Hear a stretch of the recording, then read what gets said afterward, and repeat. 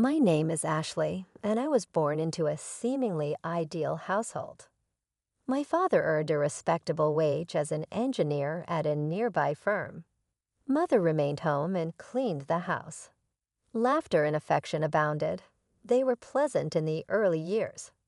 When my dad first saw me when he got home from work, his face lit up.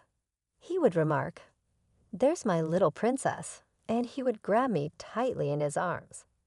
As she watched us from the kitchen doorway, Mom would grin.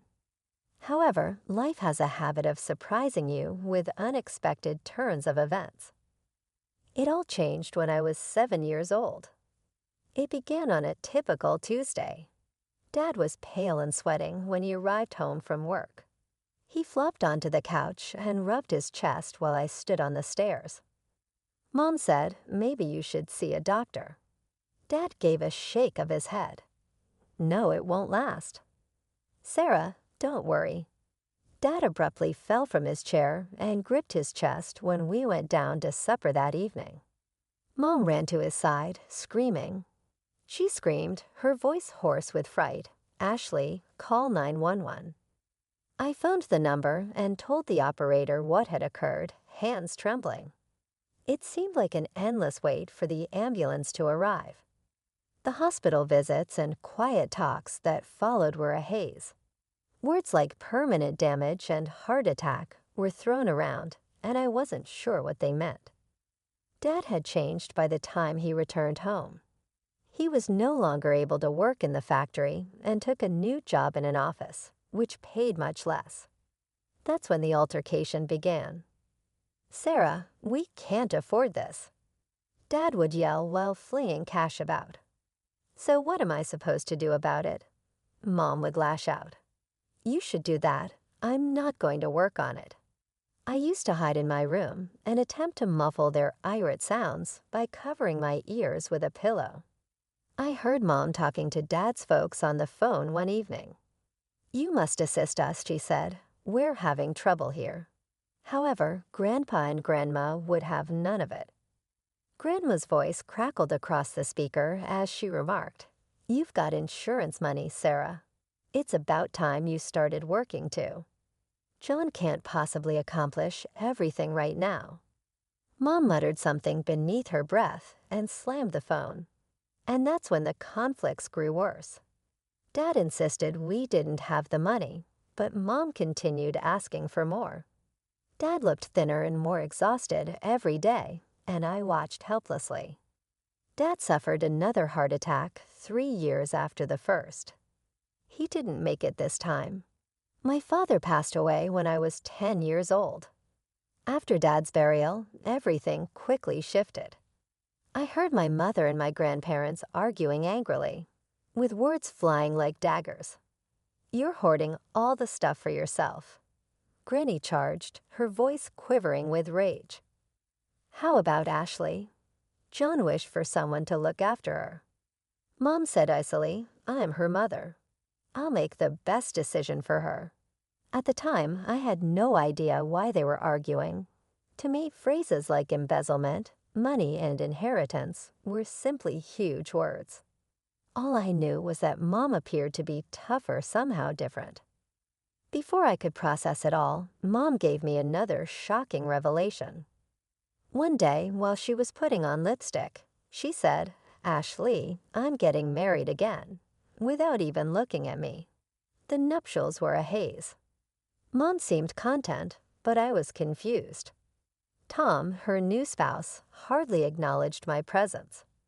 I quickly realized that I was not a part of their plans.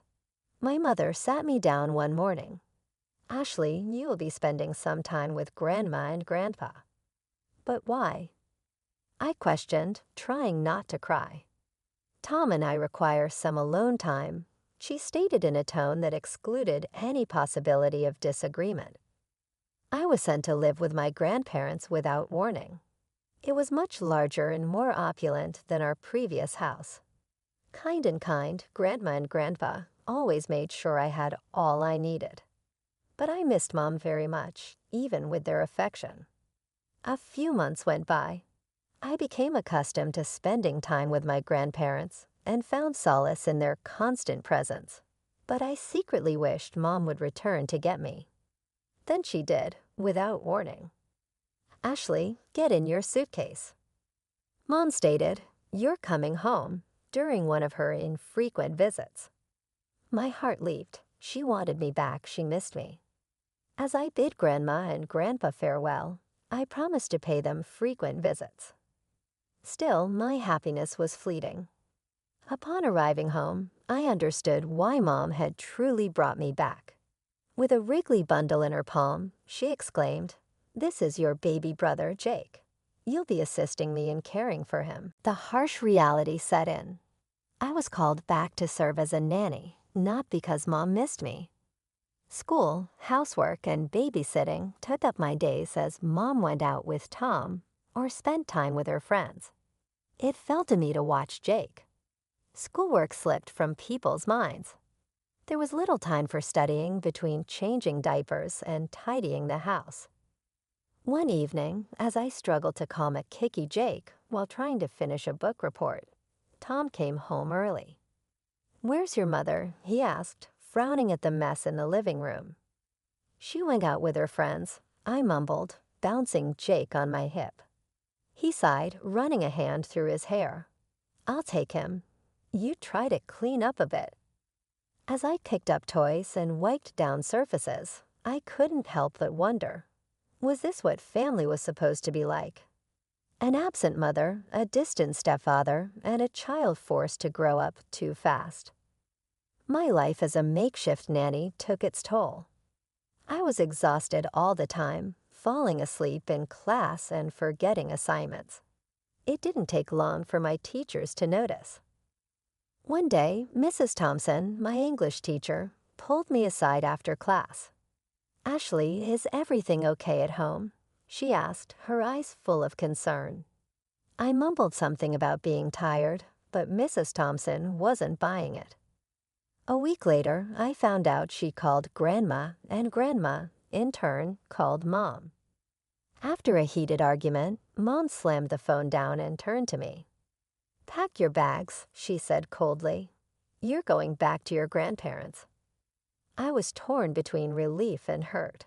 Part of me was glad to escape the endless chores and babysitting, but another part felt rejected all over again. Life at Grandma and Grandpa's was like before, stable, loving, and focused on my well-being. My grades started to improve, and I felt like a kid again. Months passed with barely a word from Mom. Then out of the blue, Grandma got another call. "Sarah's divorced Tom," Grandma told me later, her voice a mix of surprise and disappointment. "He's taken Jake and moved to another city." I felt a pang of sadness for my little brother, but also a strange sense of relief. At least he was with his dad, who seemed to care more than Mom ever did. That's when Mom discovered social media. Suddenly, my phone was buzzing with notifications. Mom was posting constantly, selfies at clubs, pictures of fancy meals, and lots of photos with a guy who looked barely older than 18. But it wasn't just new boyfriends. Mom was experimenting. Soon her post took a different turn. "Just got my new girls," read one post, accompanied by a photo of Mom in a tight top, her chest suddenly much larger than I remembered. The surgeries didn't stop there. Every few months, there'd be a new post about another procedure. Bigger hips, plumper lips, even her eyes looked different. I watched from afar as Mom transformed herself post by post, surgery by surgery. The woman in the photos looked nothing like the mother I remembered. It was like watching a stranger play dress-up with my mom's life. Through all of this, Mom never once asked about me. No calls on my birthday, no messages asking how school was going, nothing. At first, it hurt. I'd cry myself to sleep, wondering why I wasn't enough for her. But as time passed, the pain dulled. I stopped expecting her calls, stopped hoping she'd suddenly remember she had a daughter. The years flew by faster than I could have imagined. Before I knew it, I was standing on the stage in my cap and gown, accepting my high school diploma. Grandma and Grandpa cheered louder than anyone else in the audience. Mom wasn't there, but I'd stopped expecting her to show up long ago. Thanks to my grandparents' generosity, I headed off to college that fall. They insisted on paying for everything, waving away my protests. "Your education is the best investment we could make," Grandma said firmly. "Just focus on your studies." And I did. College was challenging, exciting, and everything I'd hoped for. I made new friends, discovered my passion for marketing, and for the first time in my life, felt like I was truly becoming my own person. 4 years later, I graduated with honors and landed a job at a local advertising firm. The day I got my first paycheck, I knew what I had to do. "I'm moving out," I told Grandma and Grandpa over dinner. "I found an apartment I can afford." They exchanged a look I couldn't quite read. "Are you sure, Ashley?" Grandma asked. "You know you're always welcome here." "I'm sure," I said, squeezing her hand. "It's time for me to stand on my own 2 feet. But I'll visit all the time, I promise." Life settled into a new rhythm. Work was challenging but rewarding, and I was slowly building a life for myself. But as I was flourishing, my grandparents were fading. It started with little things. Grandpa forgetting where he put his glasses. Grandma getting tired more easily. Then came the doctor's appointments, the concerned looks, the hushed phone calls. I spent every free moment with them, trying to repay a fraction of the love and care they'd given me. Weekends were filled with quiet afternoons, watching old movies, or just sitting and talking. One chilly autumn morning, I got the call I'd been dreading. Grandpa had passed away in his sleep. The next few days were a blur of funeral arrangements and tearful relatives. Through it all, Grandma was a pillar of strength, but I could see the light had gone out of her eyes. Grandma didn't last long after Grandpa died. It was like she'd lost her will to go on without him. 3 months later, I was planning another funeral. As I was going through Grandma's address book, I found Mom's number and, against my better judgment, sent a text. "Grandma's funeral is tomorrow. It would mean a lot if you came." The reply came hours later. "Sorry, can't make it." Those people were practically strangers to me anyway. Those people, my grandparents, the ones who'd raised me, loved me, supported me, strangers to her. I deleted her number right then and there. After the funeral, the lawyer called me in to read the will. I sat in his office, feeling numb as he explained that Grandma and Grandpa had left me everything. Their house, their savings, all of it. "It's a considerable sum," the lawyer said gently. "They wanted to make sure you were taken care of." I nodded, unable to speak past the lump in my throat. Even in death, they were still looking out for me. As I left the lawyer's office, clutching the paperwork, I felt a strange mix of grief and gratitude. I'd lost the 2 people who'd been my rock for so long, but their final gift meant I'd never have to worry about financial security again. The task of sorting through my grandparents' belongings was both emotionally draining and strangely cathartic. Each object held a memory, a piece of the life we'd shared. I worked my way through the house, room by room, until I reached Grandpa's study. His desk was a treasure trove of old documents, each neatly filed away. As I sifted through them, a yellowed envelope caught my eye. My heart skipped a beat when I saw my father's handwriting. With trembling hands, I opened it. It was Dad's will, dated just before he died. As I read, my vision blurred with tears. "To my dear Sarah," it read, "I leave the bulk of our savings, but I ask that a portion be set aside for Ashley's college education. Our daughter's future is important, and I want to ensure she has the best opportunities possible." The paper crumpled in my fist as a wave of anger washed over me. Mom had known all along. She'd had money specifically meant for my education, money Dad had wanted me to have, and she'd kept it all for herself. Suddenly, all those arguments I'd overheard as a child made sense. Grandma and Grandpa accusing Mom of embezzlement, of taking everything for herself. They'd been right. For a moment, I considered calling Mom, demanding an explanation. But what good would it do? She'd made her choices long ago. I decided then and there to let it go. I had a good life, a bright future ahead of me. I didn't need to dredge up old hurts. Little did I know, the past wasn't done with me yet. A few weeks later, as I was leaving work, my phone rang. I almost dropped it when I saw the caller ID. Mom. "Hello," I answered, my voice uncertain. "Ashley, it's your mother." I waited, not sure what to say. "I've been doing a lot of thinking," she continued, her voice sounding different than I remembered. "I miss you, sweetheart. I want us to try and fix things between us. Can we meet?" I was speechless. After years of silence, this was the last thing I expected. "Okay," I said finally. "Let's meet." We agreed on a cafe near my office for the following Saturday. When I walked into the cafe, I almost didn't recognize her.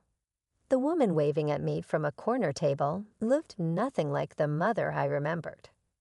Her face was taut and unnaturally smooth, her lips plump, her cheekbones sharp enough to cut glass. Years of surgeries had transformed her into someone I might have passed on the street without a second glance. We ordered coffee, and for a while, we made awkward small talk. She asked about my job, and I asked about her life. It felt surreal, like I was having lunch with a stranger who happened to know details about my childhood. Finally, she reached across the table and took my hand. "Ashley, I owe you an apology. Many apologies, actually. I haven't been a good mother to you." I nodded, not trusting myself to speak.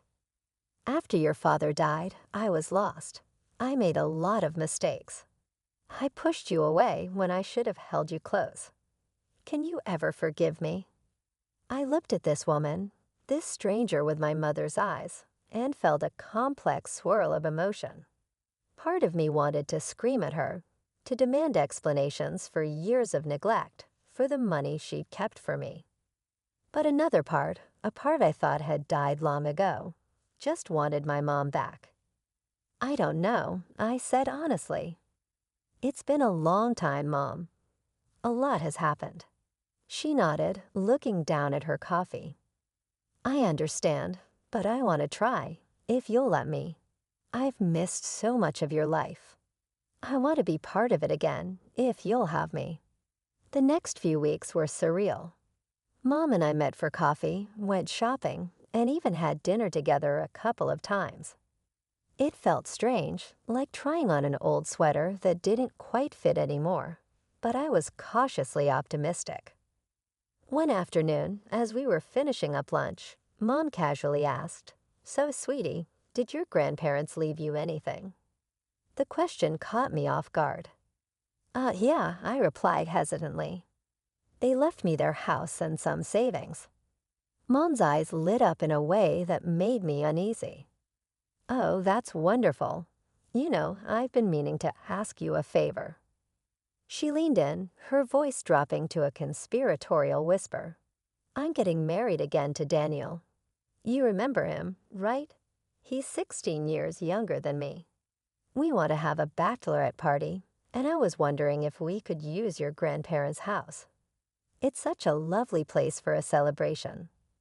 I blinked, trying to process this information. "You're getting married again?" She waved her hand dismissively. "Third's the charm, right? So, about the house." Against my better judgment, I agreed. "Sure, I guess that would be okay." Mom clapped her hands in delight. "Oh, thank you, darling. You won't regret this." The next day, she came to pick up the keys. "I'll give them back at the wedding," she said, handing me an ornate invitation. "1 month from today. I can't wait for you to be there." As I watched her drive away, I felt a mix of emotions. Part of me was happy that Mom wanted me at her wedding. Another part couldn't shake a nagging sense of unease. The weeks flew by, and I was busy with work and my own life. But as the wedding approached, I decided to check on the house and make sure everything was in order for Mom's party. As I pulled up to the curb, I noticed unfamiliar cars in the driveway. Frowning, I walked up to the front door and knocked. A stranger answered. "Can I help you?" he asked, looking confused. "I'm here to check on the house," I said. "I'm the owner." The man's frown deepened. "I think there's been a mistake. My wife and I just bought this house. We're in the middle of moving in." My heart dropped. "That's impossible. This house belongs to me. I inherited it from my grandparents." The man called his wife over, and they explained that they'd bought the house from a woman whose description matched my mother's new look perfectly. As the reality of the situation sank in, I felt like I couldn't breathe. Mom had done it again. She'd manipulated me, used me, all to steal my inheritance. I stumbled back to my car, my mind racing. How could she have sold the house? She didn't have the right, unless she'd forged documents. For a moment, I considered calling the police right then and there. But as the initial shock wore off, a cold anger settled in its place. No, I wouldn't go to the police. Not yet. Mom thought she'd won, that she'd pulled off her scheme without a hitch. She was expecting to celebrate her new marriage, to start her new life flush with the money from my grandparents' house. Well, she had another thing coming. The week leading up to Mom's wedding was a flurry of activity. I reached out to every relative I could think of, aunts, uncles, cousins, and told them everything. The fraudulent sale of the house, the years of neglect, the stolen college fund. To my relief, they were unanimously outraged. I outlined my plan, asking each of them to play along at the wedding, to act as if everything was normal until I gave the signal. They all agreed, eager to see justice served. The day of the wedding arrived. I dressed in a beautiful blue dress, my hair and makeup carefully done. To all outward appearances, I was the picture of a supportive daughter. The ceremony was lavish, clearly sparing no expense. My stomach churned, knowing that this extravagance was likely funded by the sale of my grandparents' home. When it came time for the reception, I waited patiently as guest after guest offered their congratulations. Finally, I approached the microphone, a serene smile plastered on my face. "I'd like to say a few words about my mother," I began, my voice steady despite the adrenaline coursing through me. Then, with deliberate slowness, I reached into my purse and pulled out a white cap. The words "My mother is a thief" blazed across it in bright red letters. I placed it on my head, and around the room, my relatives did the same. The silence was deafening. Mom's face drained of color as I continued. "Let me tell you a story," I said, my voice ringing out in the stunned quiet. "A story about a woman who abandoned her child, who stole money meant for that child's education, and who most recently fraudulently sold a house she had no right to sell, a house left to her daughter by loving grandparents." Gasps and murmurs rippled through the crowd. I saw Mom trying to signal me to stop, but I pressed on, recounting years of neglect and deception. "And now," I concluded, "she stands here celebrating her wedding with money obtained through fraud, money stolen from her own daughter." The young groom, Daniel, turned to Mom, his face a mask of shock and disgust. "Sarah, is this true?" he demanded. Under the weight of dozens of accusing stares, Mom finally broke. "Yes," she wailed. "But I love you, Daniel. I'll do anything for you. Please, please don't leave me."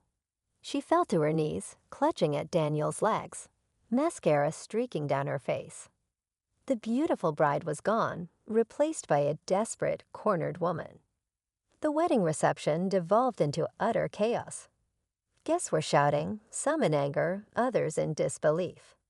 Amidst the uproar, Mom suddenly sprang to her feet, her face contorted with rage. "You ungrateful little rubbish." She screamed at me, her voice raw with fury. "I should have aborted you when I had the chance. I wish you'd never been born." Her words hit me like a physical blow, but I stood my ground, watching as years of pent-up resentment and bitterness poured out of her. Daniel, who had been standing in shocked silence, finally found his voice. "That's enough," he said, his tone ice cold. "Sarah, I can't believe I almost married you. You're a monster." With that, he turned on his heel and walked out, leaving Mom standing alone in her white dress, mascara streaking down her face. I took off my cap, the words "my mother is a thief" now seeming almost quaint compared to the ugly truth that had been revealed. With a final deliberate motion, I threw it at her feet. "Goodbye, Mom," I said quietly, then turned and walked away, leaving her screaming and sobbing behind me. The ensuing weeks were filled with a frenzy of court cases. I immediately went to the police and reported Mom's fraud and forgery. With the faked paperwork, the testimony of witnesses, and Mom's own admission of guilt during the wedding, the case seemed strong. Justice was done in the end. Mom received a jail term of several years for her misdeeds. She was forced to reimburse extra damages for her years of deceit, as well as repay the funds from the fictitious property sale. I experienced a strange mixture of emotions as I stood outside the courthouse following the final hearing. Relief that the truth had finally surfaced, sadness for the mother I never truly had, but most of all, I felt free. Free from the burden of unspoken truths and repressed anger that I had carried for so long. I bought a little comfortable house for myself with the settlement money. It was smaller than my grandparents', but it was all mine. I put the remainder away for later, considering the family I want to have in the future. Life found its new cadence. My work was going great. I was meeting new people, and for the first time in a long time, I felt truly content and at ease. Then out of the blue, I received a call from an unfamiliar number. "Hello," with caution I replied. "Ashley?" There was a voice, a young man. "It's Jake, your brother." A beat skipped in my heart. Jake and I had not spoken since our childhood. He went on, I heard about what happened with Mom. "I wanted to hear your side of the story, if that's okay." That night, we spoke for hours on end. Since the divorce, Jake had lived with his father, where he was protected from the majority of Mom's pranks. I informed him, and he appeared astonished. But more than anything, he felt sorry that we'd lost so many years together. Jake and I began mending our friendship from that day on. We had coffee together, texted one another, and gradually grew to know one another as adults.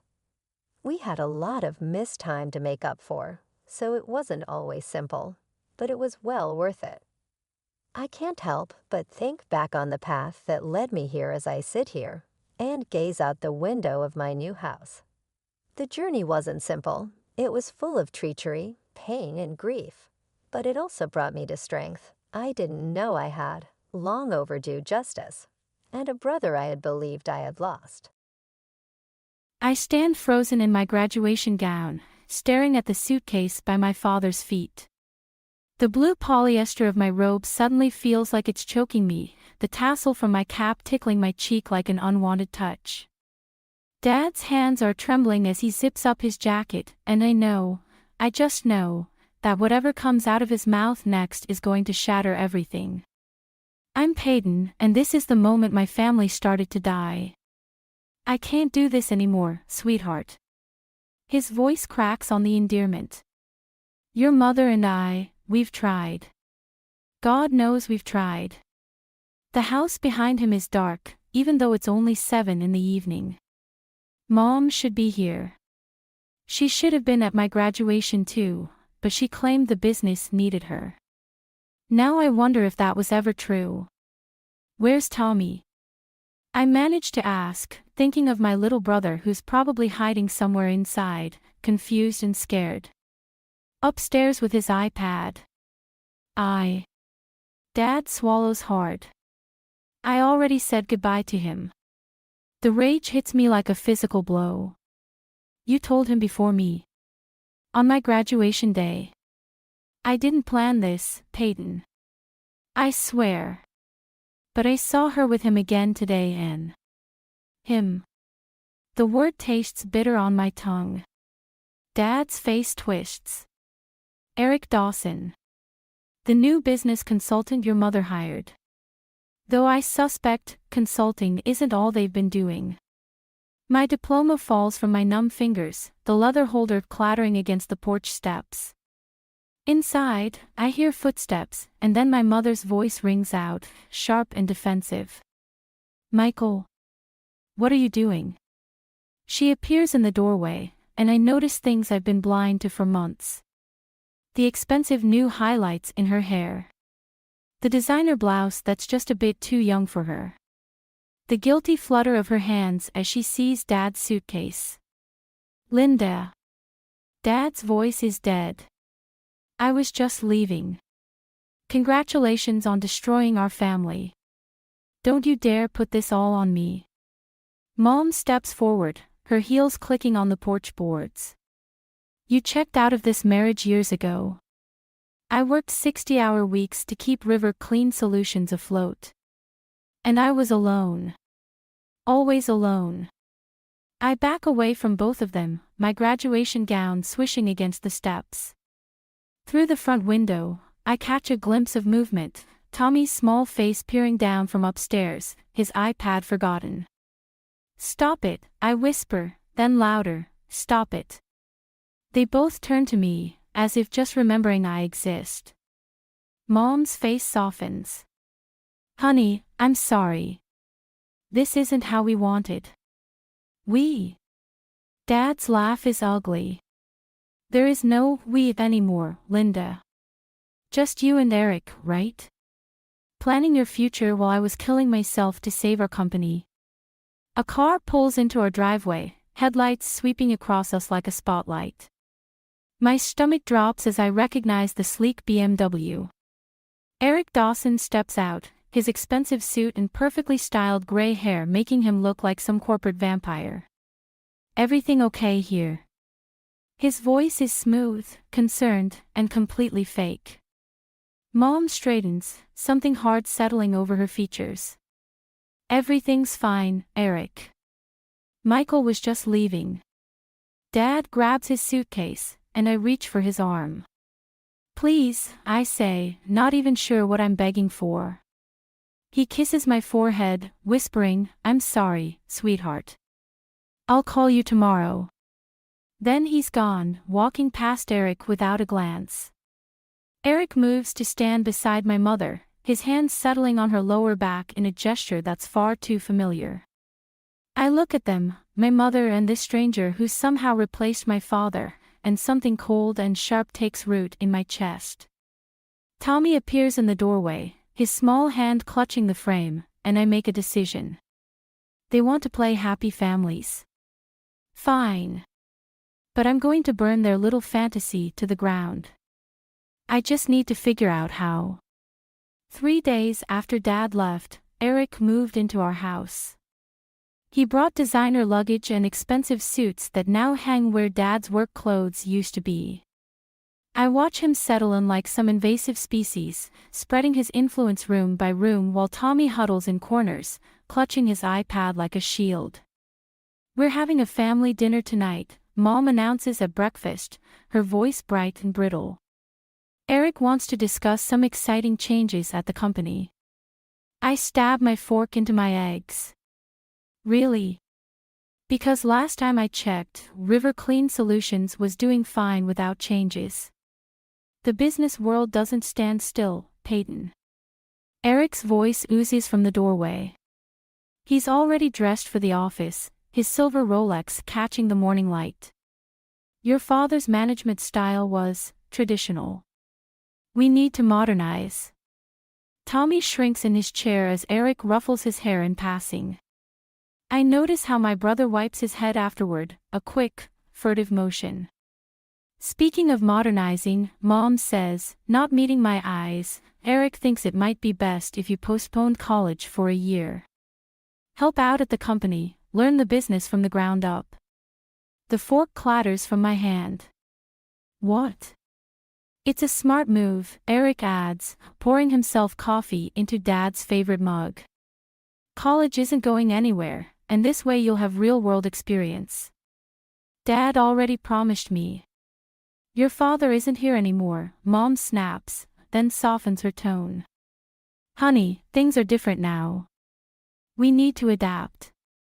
I push away from the table, my chair scraping against the floor. I need to check on Grandma Margaret. Actually, Eric interjects, Linda and I were thinking of selling the old house. Your grandmother would be more comfortable in assisted living. The room goes silent. Even Mom looks shocked. We haven't discussed that yet, Eric. It's worth considering. The property values in that neighborhood are excellent. I grab Tommy's hand. Come on, buddy. I'll walk you to school. Outside, Tommy's small fingers squeeze mine. I don't like him, he whispers, as if Eric might hear through walls. Me neither, kiddo.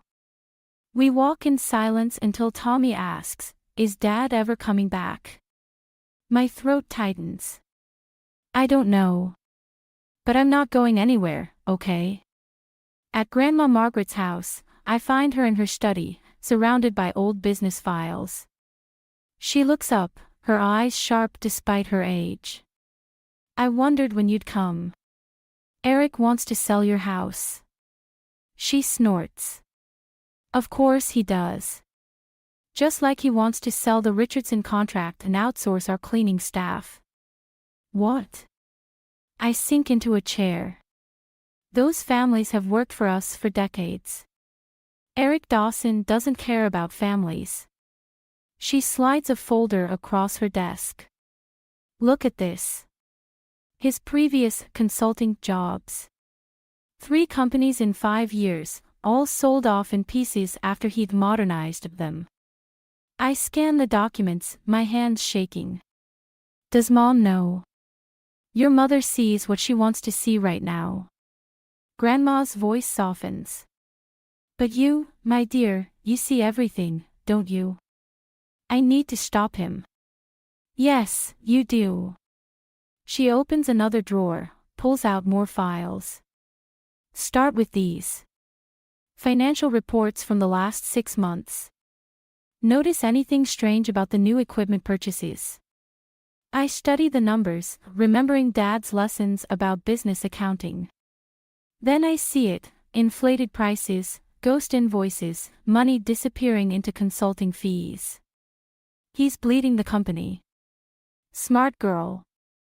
Grandma smiles, but it's sharp as a blade. Now, what are you going to do about it?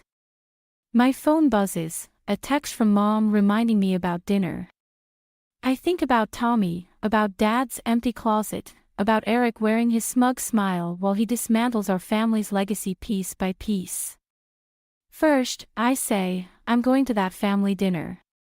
Then I'm going to find out exactly where that money's going. Grandma nods, satisfied.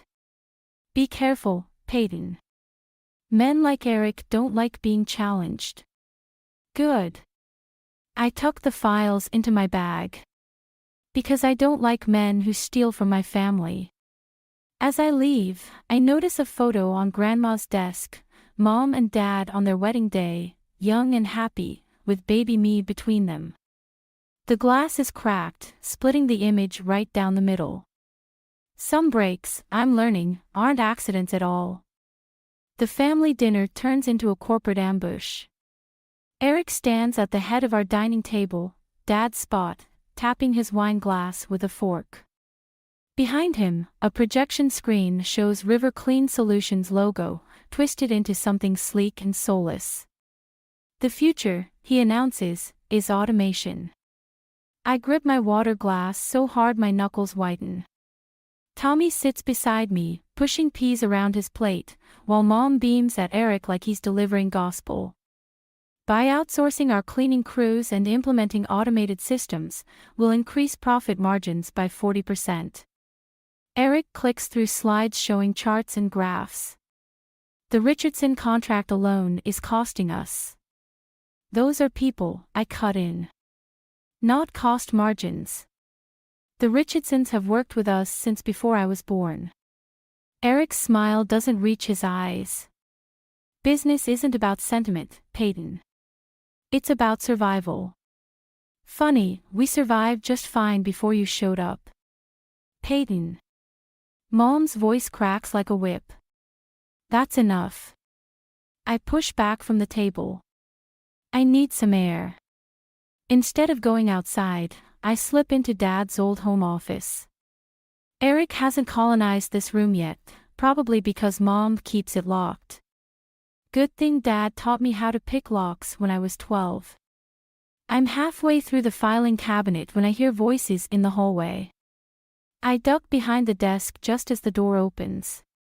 The board meeting's tomorrow, Eric says. Once they approve the restructuring, we can move forward with the asset liquidation.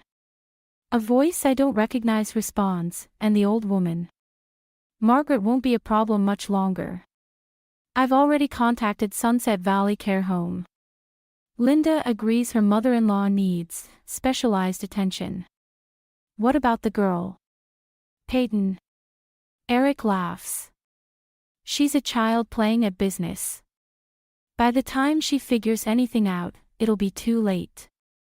My phone buzzes in my pocket. I hold my breath, but they're already moving away, their footsteps fading. When I check my phone, it's a text from Dad, call me. Important. I wait until I hear Eric and Mom laughing in the living room before sneaking out. In the garden, crickets mask my whispered conversation. The Richardson contract, Dad says when I explain what I heard. That's where he'll start. Check the new supplier agreements. Eric's probably setting up shell companies to funnel money through inflated service contracts. Already found them. But Dad, he's planning something with Grandma Margaret. I know. She called me earlier. Listen, Peyton, there's something else. The company bylaws. The porch light flicks on. I spin to see Eric watching me through the window. I have to go, I whisper. Be careful, sweetheart. Men like Eric don't like being challenged. I know. Back inside, Eric corners me in the kitchen. Lovely night for a garden chat. Just getting some fresh air. You know, Peyton, I've been thinking about your college plans. He leans against the counter, blocking my exit. There's an excellent business program at State. Close to home. We could even set you up with an internship at one of my associates' firms. The threat is clear, take the offer and get out of the way, or else. Thanks, I say, matching his fake smile. But I think I'll learn more staying right here. His expression hardens for a split second before smoothing over. Your mother worries about you, you know. All this resistance to change, it's not healthy. Neither is forcing your girlfriend's mother-in-law into a nursing home. Eric's mask slips completely. He steps closer, his cologne suffocating. You should be very careful about what accusations you make, little girl. Family businesses are fragile things. Accidents happen. Is that a threat? It's business advice. From someone who knows how the game is played. I meet his gaze. Funny thing about games, Eric. Sometimes new players change all the rules. Tommy appears in the doorway, his presence breaking our standoff. I brush past Eric, taking my brother's hand. Sweet dreams, Eric calls after us. Tomorrow's going to be a very interesting day. In my room, I pull out Grandma's files and my laptop. Eric wants to play games. Fine. But he's about to learn that some little girls grow up studying how to win. I wake to the sound of sirens. Red and blue lights strobe through my window, and my first thought is of Tommy. I'm halfway to his room when I hear Mom screaming from downstairs. Grandma Margaret's house is on fire. The next hours blur into a nightmare of smoke and questions. I stand on her front lawn, watching firefighters battle the blaze while Eric comforts Mom nearby. His arm around her shoulders makes my skin crawl. It appears to have started in the study, the fire chief tells us. Electrical fault, probably. The study? My voice sounds strange, even to me. Where all the business records were kept. Eric's head turns sharply. The fire chief continues, fortunately, your grandmother wasn't home. Something about a last-minute dinner with friends. I remember Dad's words about being careful, about Grandma's call to him. She knew. Somehow, she knew this was coming. Such a tragedy, Eric says, his voice dripping concern. Thank God Margaret wasn't here. Linda, darling, perhaps now's the time to discuss that care facility. No. The word comes out like a whip crack. Mom pulls away from Eric. Peyton, please. This is hardly the time. Your boyfriend just lost all of Grandma's business records in a convenient electrical fire, and you want to ship her off to a nursing home. I step closer, my voice dropping. Are you really this blind, Mom? Eric moves between us. You're upset, Peyton. We all are. But throwing around accusations. Where were you tonight, Eric? When the fire started. His smile turns razor sharp. Careful, little girl. Grief makes people say foolish things. A police officer approaches. Miss Rivers. We found something unusual in the study. Would you come take a look? In the charred remains of Grandma's office, the officer points to a small safe, its door hanging open. Empty, he says. Recently opened, by the looks of it. Any idea what might have been inside? I think of the files Grandma showed me, the evidence of Eric's past schemes. No, I lie. No idea. Back outside, I slip away from the chaos and call Dad. No answer. Then Grandma. Straight to voicemail. My hands shake as I text them both. Where are you? Peyton. Tommy's small voice makes me jump. He's standing in our driveway, clutching his iPad. I saw something. I follow him inside to his room, where he pulls up his tablet's camera roll. I couldn't sleep, he whispers. I was watching out the window. The photo is grainy in the dark, but clear enough. Eric, walking from his car to our house, carrying something that looks like a safe box. When was this? Just before the sirens. Tommy's voice trembles. Is Grandma okay? She's fine, buddy. I hug him tight, my mind racing. But I need you to delete that photo, okay? And don't tell anyone you showed me. Are the bad things going to stop now? I kiss his forehead, remembering Eric's threats about accidents and fragile businesses. Soon. I promise.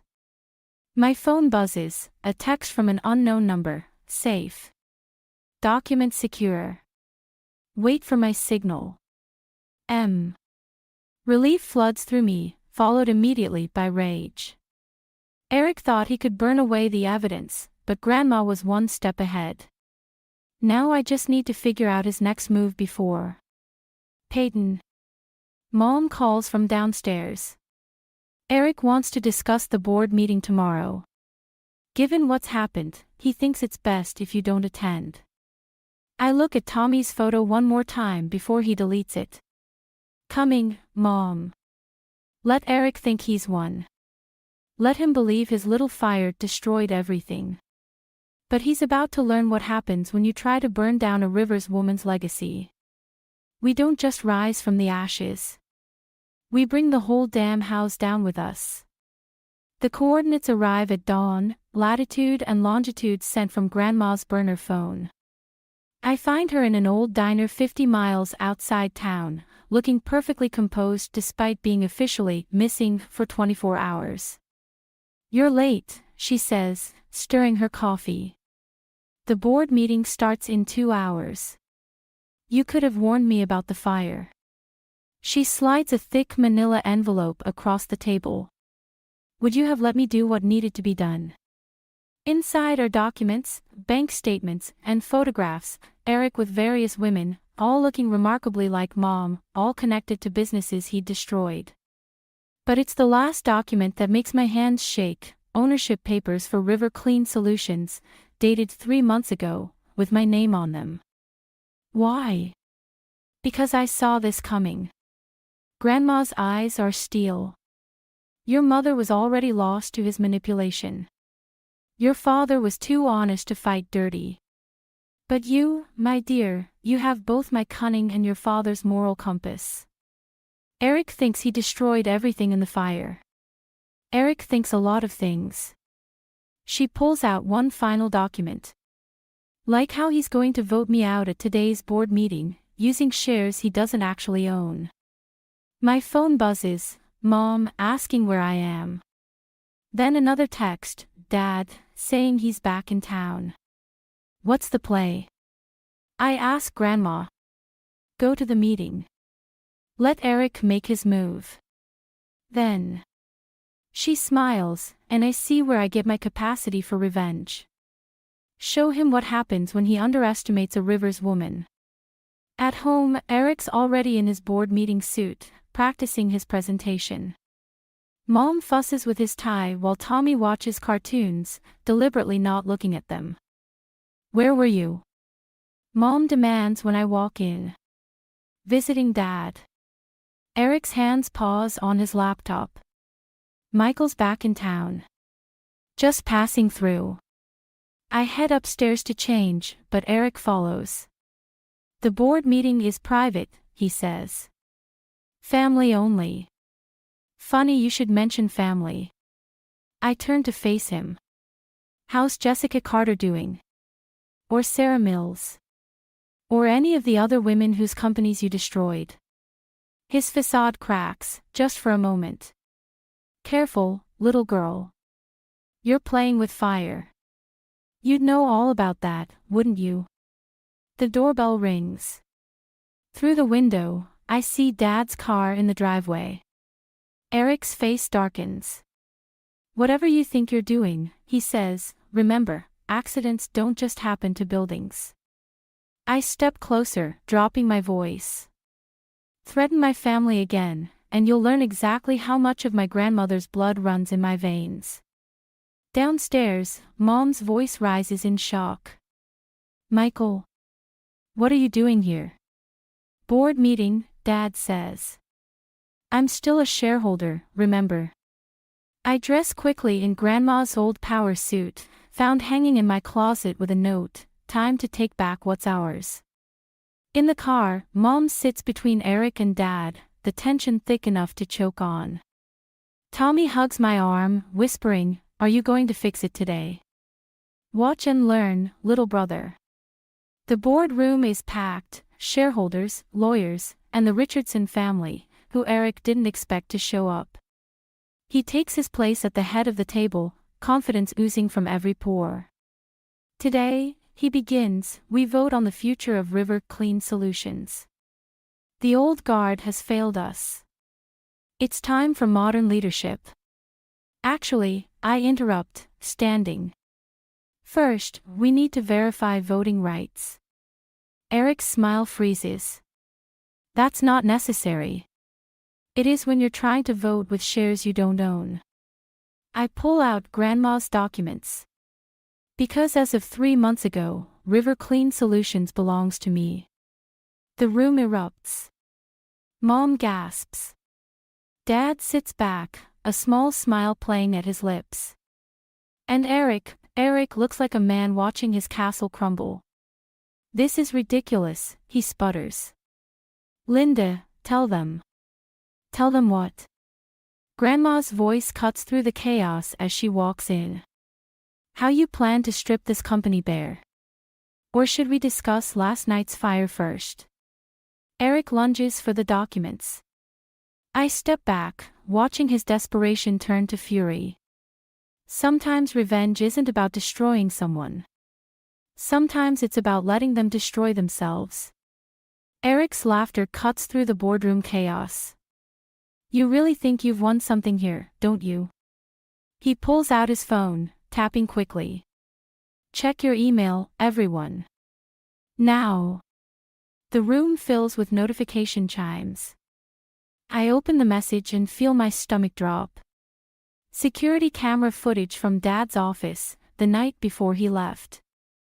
Mom's there, crying, while Dad shouts. But the audio's been edited, spliced together to make it sound like Dad's threatening her, demanding she sign over company assets. Domestic abuse allegations are messy things, Eric says smoothly. Especially when the abuser's daughter suddenly gains control of the family business. Makes you wonder about coercion, doesn't it? Dad stands. That's not what happened. The footage speaks for itself. Eric turns to Mom. Linda, darling, you don't have to be afraid anymore. Mom's face is ash white. Michael never, he wouldn't. Tell them, I demand. Tell them he's lying.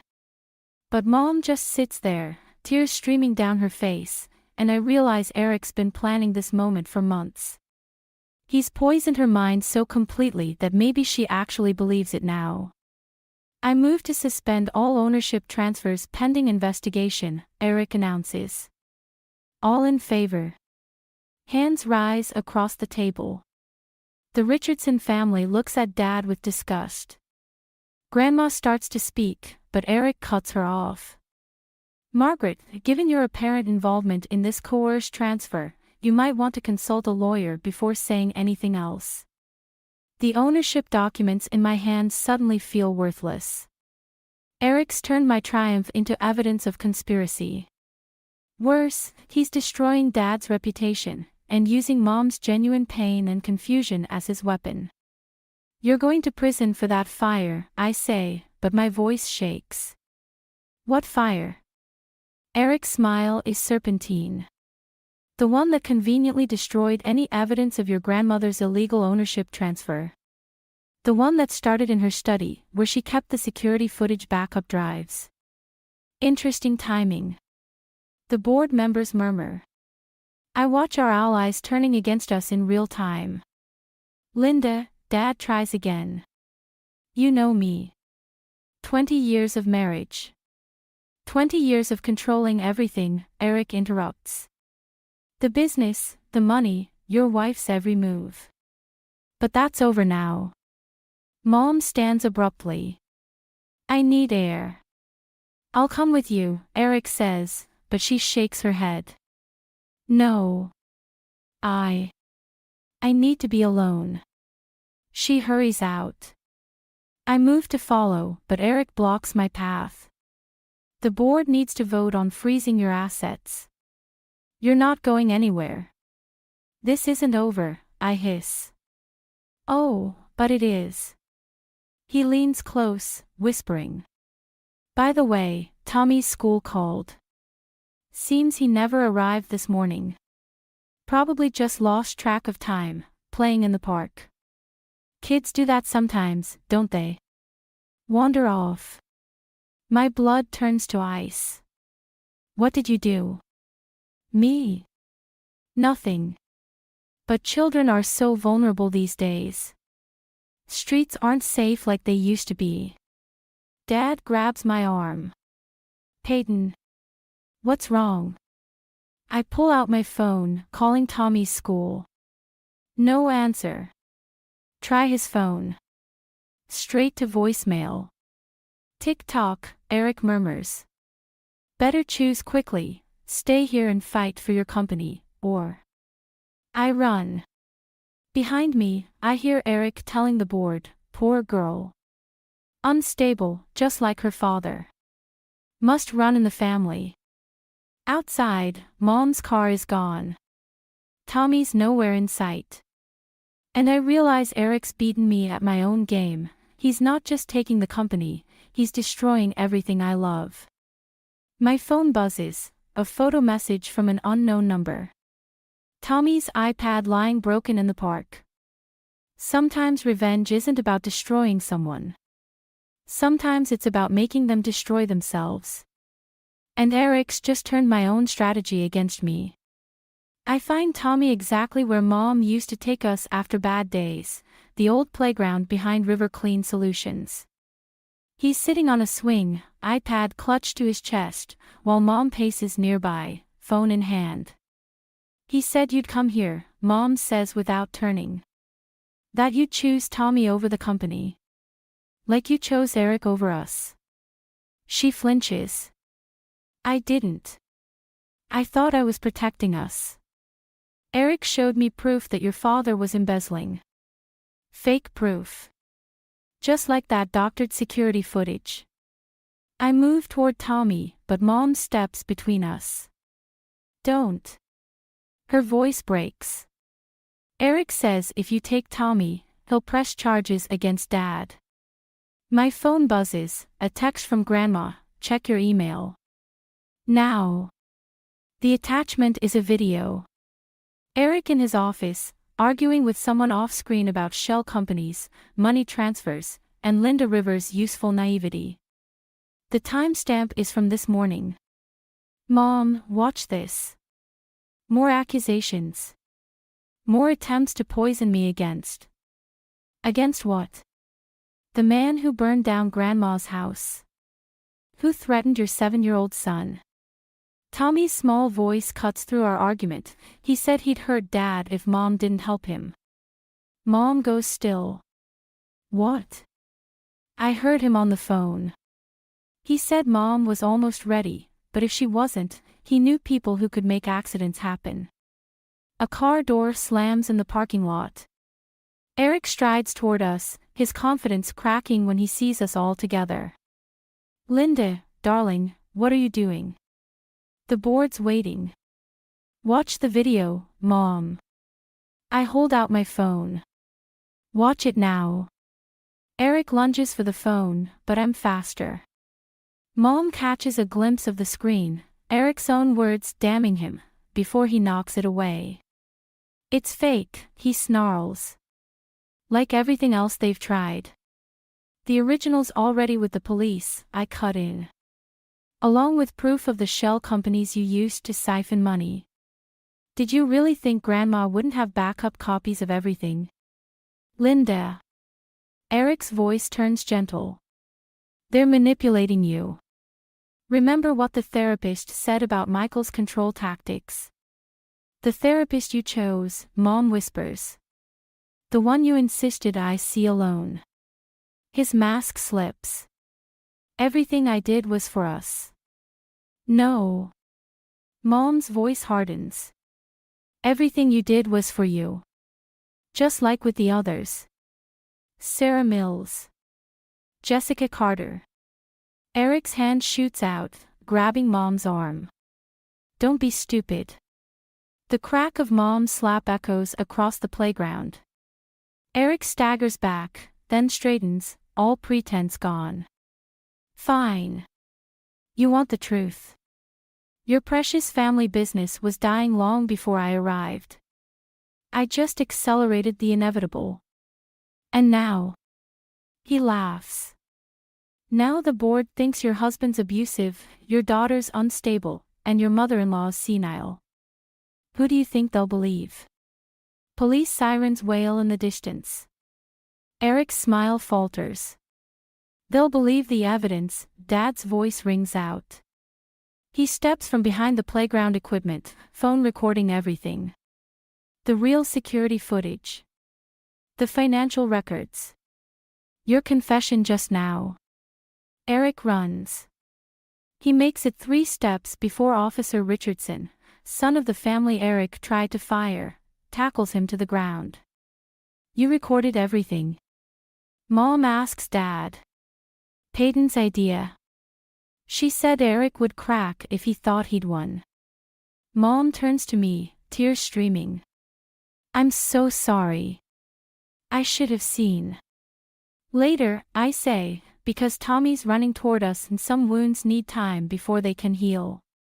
We watch the police lead Eric away, his threats and protests fading into the evening air. Mom's still shaking, Dad's keeping his distance, and nothing's really fixed yet. But Tommy's safe. The company's secure. And as I hold my little brother close, I realize revenge isn't always about destroying someone. Sometimes it's about protecting what matters most, even if it means breaking everything else to do it. Let's go home, I say, and for the first time in months, I actually believe we can. The boardroom feels different now.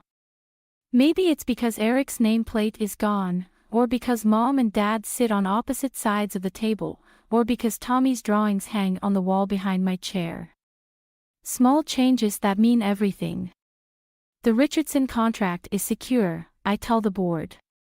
With the original terms intact. Murmurs of approval ripple through the room. Dad nods slightly, he taught me well. Negotiate from strength, but remember the human cost. And the modernization plans, someone asks. We're updating systems, not replacing people.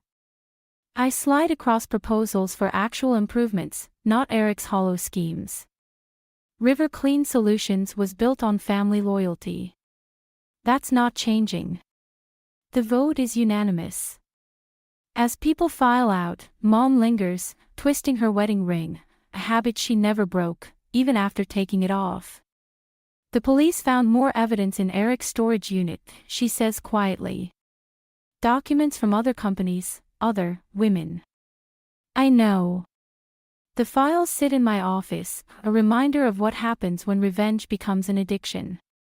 He'll have plenty of time to think about his choices in prison. Like I'm thinking about mine. Her laugh is bitter. I let him poison everything. Your father, your graduation, Tommy's sense of safety. Mom. I touch her hand. We all made choices. She looks at me, really looks at me, for the first time since that night. When did you grow up so fast? Around the time I had to. Grandma appears in the doorway, her cane tapping against the floor. The contractors are here about the house repairs. Go, I tell Mom. Help Grandma rebuild.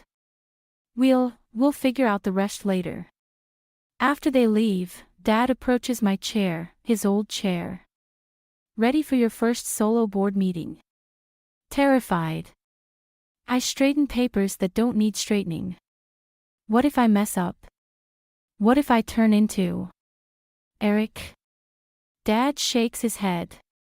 Not possible. You know why? Because I have your moral compass and Grandma's cunning. Because you stopped. He sits on the edge of the desk. You had Eric cornered, the company in your control. You could have destroyed your mother's reputation like he tried to destroy mine. But you chose protection over punishment. I chose family. Exactly. Tommy bursts in, iPad displaying his latest game score. Can we get ice cream? Mom said to ask you, since you're the boss now. Chocolate chip? I ask, and his grin is answer enough. At the door, I pause, looking back at the boardroom. The family photos on the walls, 3 generations of River's determination. The empty chair where Eric once plotted destruction. The space between Mom and Dad that might never fully close. Some things break too completely to fix. But maybe that's okay. Maybe the cracks and missing pieces become part of the story, reminding us what we fought to protect.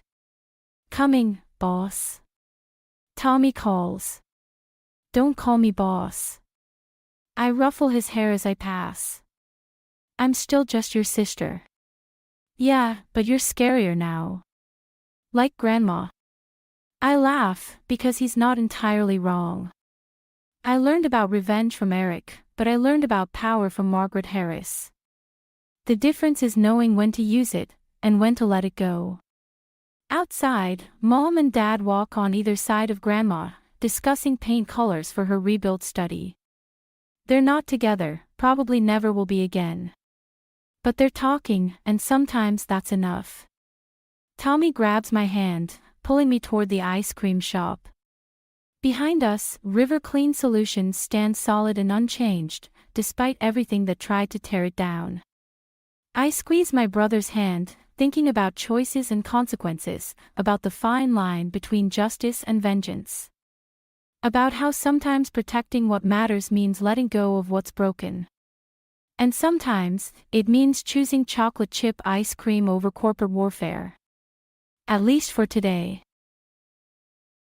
My sister is beautiful and talented, while I am completely ordinary.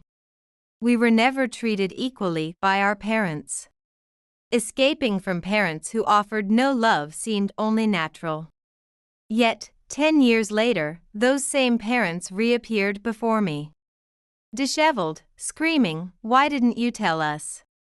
My name is Kristen. I'm a 16-year-old high school student from an ordinary family. My father is an office worker and my mother a homemaker. It seems like a case of a hawk being born from a buzzard because Abby, my younger sister by 2 years, is stunningly beautiful. Likely a throwback to a very beautiful ancestor on our mother's side. Her beauty is my parents' pride. Moreover, Abby is very intelligent. At 14, she's already settled from being called a prodigy at a younger age. Yet her academic performance remains outstanding, always topping her middle school classes. This, of course, only elevates our parents' pride. However, recently their favoritism toward Abby has intensified. It started to show when she began middle school, but now it's worse than ever. While it's fine for parents to dote on their daughter, the disparity between how they treat me, another daughter, is too great. Abby is so adorable that we bought her branded clothes. My mother would say cheerfully. But when she turns to look at me, her smile vanishes instantly. Do you want new clothes because you've grown taller? Don't joke around, we're not a wealthy family. If it's just a bit of growth, you can adjust the hem and wear it. I absolutely won't buy clothes for you. Fix them yourself, she would say. When my clothes finally wear out beyond repair, I might get new ones, but only from a thrift store focusing on cheapness. The difference in how we are treated doesn't stop there. My parents take Abby out with them, while I'm left to house sit. The same goes for vacations. I'm always told, you stay home and do the chores. Even Abby tries to include me by saying, what about sister? But my mother just smiles and tells her, no. Kristen needs to study because she doesn't perform as well in school. My father also said, that's right. Abby isn't just beautiful, she's also kind. To worry about her failed sister like that, and laughed at his misguided joke. I was allowed to attend high school, but of course, it had to be a public one. My uniform was a hand-me-down from someone my parents knew. And all my school supplies and bag were second-hand bargains. While school life is enjoyable, I can't afford to hang out with friends after school because I don't get any allowance and can't work part-time. I have house chores to do. As parents dote on Abby entering high school, they told me, we let you go to school in exchange for doing the chores. That means I handle all the housework. My homemaker mother does nothing while I shop with limited money, clean, and cook after school. She just watches TV and laughs, telling me to be quiet if I try to speak to her. After dinner, I'm ordered to stay in my room as if they wish to be a happy family of 3, excluding me. What kind of happy family is this? Am I not a part of the family? Mostly ignored and barely spoken to, I'm treated more like a maid. It seems there's no place for me in this house anymore. Perhaps there's no point in staying. It would have been better if I could have claimed abuse. But while there's no physical violence, I'm provided with the basics of food, clothing, and shelter, so how much understanding could I expect? Talking about it would likely only make things worse. So, must I just endure? There's a term junior caregiver. But how many kids are forced to care for perfectly healthy and able parents? As I wash dishes in cold water in the middle of winter, being told not to use hot water, tears well up in my eyes. Yet, as a child, I still hope for my parents' affection. After finishing the housework and returning to my room, I study late into the night, pushing myself to do better. Unlike Abby, who grasps things quickly, I need more time to understand. Thus, I spend all my available time studying, hoping that good grades would make my parents happy, and they would finally see me, not just Abby. But such hopes shattered with the first test of my sophomore year. I did it. Holding the paper with my rank on the first term exams of my sophomore year, I trembled. I'm first. Our high school isn't low level, quite the contrary. Many graduates go on to top universities. Being first in such a school is a significant achievement. This will make Dad and Mom recognize me. Overjoyed, I showed my mother the results when I got home. Mom, look. I got first place in the exams. But. What? It doesn't matter, go clean and do the laundry. What? It doesn't matter. Those words dashed my elated spirits as if doused with cold water. But Mom, you always said, get first place then you can be like Abby. You'll be treated like her. She interrupted before I could finish. I don't care about that. Do you think you and your ugly self are the same as cute Abby? What? It doesn't matter what your grades are, in the face of Abby's beauty, they're irrelevant. First, there's beauty, and because Abby has good grades on top of that. She's our perfect daughter. But I'm also your daughter. Tears welled up in my eyes, but my mother wouldn't look at them, wouldn't even try. No matter how hard you try, you'll never measure up to Abby. Be thankful you can attend school, live in a house, and have food to eat. Now go do the chores without slacking off. At that moment, it felt as though the ground beneath me crumbled. What? Why do I have to be treated like this? If I'm ugly, then it's because of you too. That night, when my father came home, it got even worse. What? First place? So what? He said, tearing up the paper with my grades. Oh, how ugly, the futile struggle of an ugly daughter. You know, we don't even want to spend a penny on you. You should be thankful we're even doing that much. Doing the house chores is your role. It's terrible, Dad. What's so terrible? My despair deepened as my father added insult to injury. What value do you even have? If you want us to acknowledge you as a daughter, then start making money now. If not, at least do the household chores properly.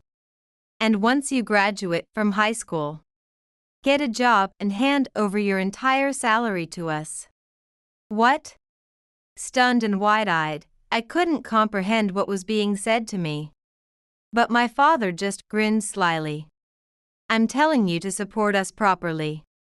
Make sure you take care of us until the very end, okay? Maybe, just before I pass away, I might acknowledge you as a daughter. Saying this, my father headed towards the bath. And I could hear my mother laughing behind him. At that moment, I understood everything. It was hopeless. These parents. They were beyond saving. there was no value in staying with them. Understood. I said simply, then secretly slipped out and made a call from a public phone to my maternal grandparents. After that, I went back to my room, packed my bags, and prepared to leave. Thanks for, well, actually, you never did help. Goodbye. I had only really received care when I was a baby. As I grew up, my parents never saw me, never treated me as their daughter. In the end, I was just a maid to them. What reason was there to stay attached to this house? My grandparents must have had an idea. Without asking for details, they immediately told me to come over. I thought about speaking to Abby before I left, but decided against it. She wasn't aware of everything that was happening, and she would be shocked once I was gone. But it would be sad for her if she got into trouble with our parents because of me. It was better for her to continue being adored as she had been. At least I wanted her to live happily. So, I left the house without saying a word. Laughter from the TV and our parents filled the living room as I left.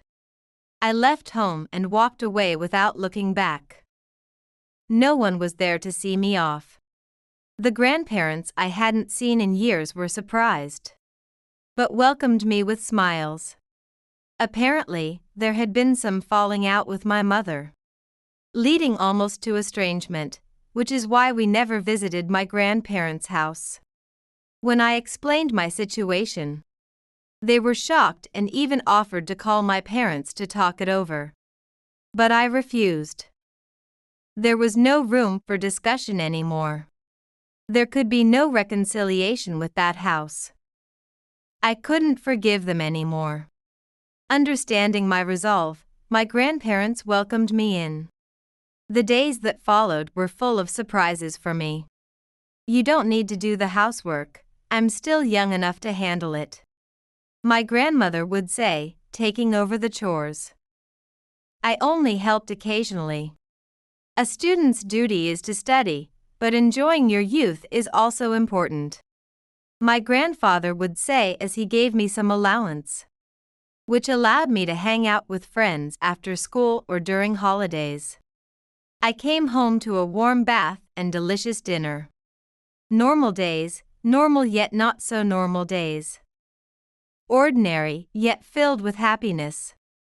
Above all, my grandparents saw me.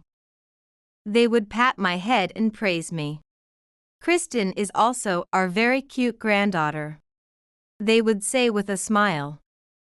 Their love was what made me happiest and motivated me. Previously, I had worked hard hoping to be acknowledged by my parents and to prove something to them, but now it was different. I was working hard for my grandparents, for the people I wanted to repay. This effort bore fruit, and I went on to college, and then landed a job in a fairly large company, leading a smooth-sailing life. Before I knew it, I was 26, 10 years since I had left my parents' house. Living independently from my grandmother's house, I was busy with work. The days at my parents' house felt like a distant past, almost fading from memory. But then something happened that reminded me of those times. One day, I received a call from my grandmother that shocked me. "Huh, Mom and Dad are there?" Apparently, my parents had suddenly shown up at my grandparents' house. Despite not worrying about me or contacting me in the 10 years since I left. They're demanding that Kristen come out. What should we do? Understood, I'll be right there. I didn't know what they intended by showing up now, but I didn't want them to trouble my grandparents.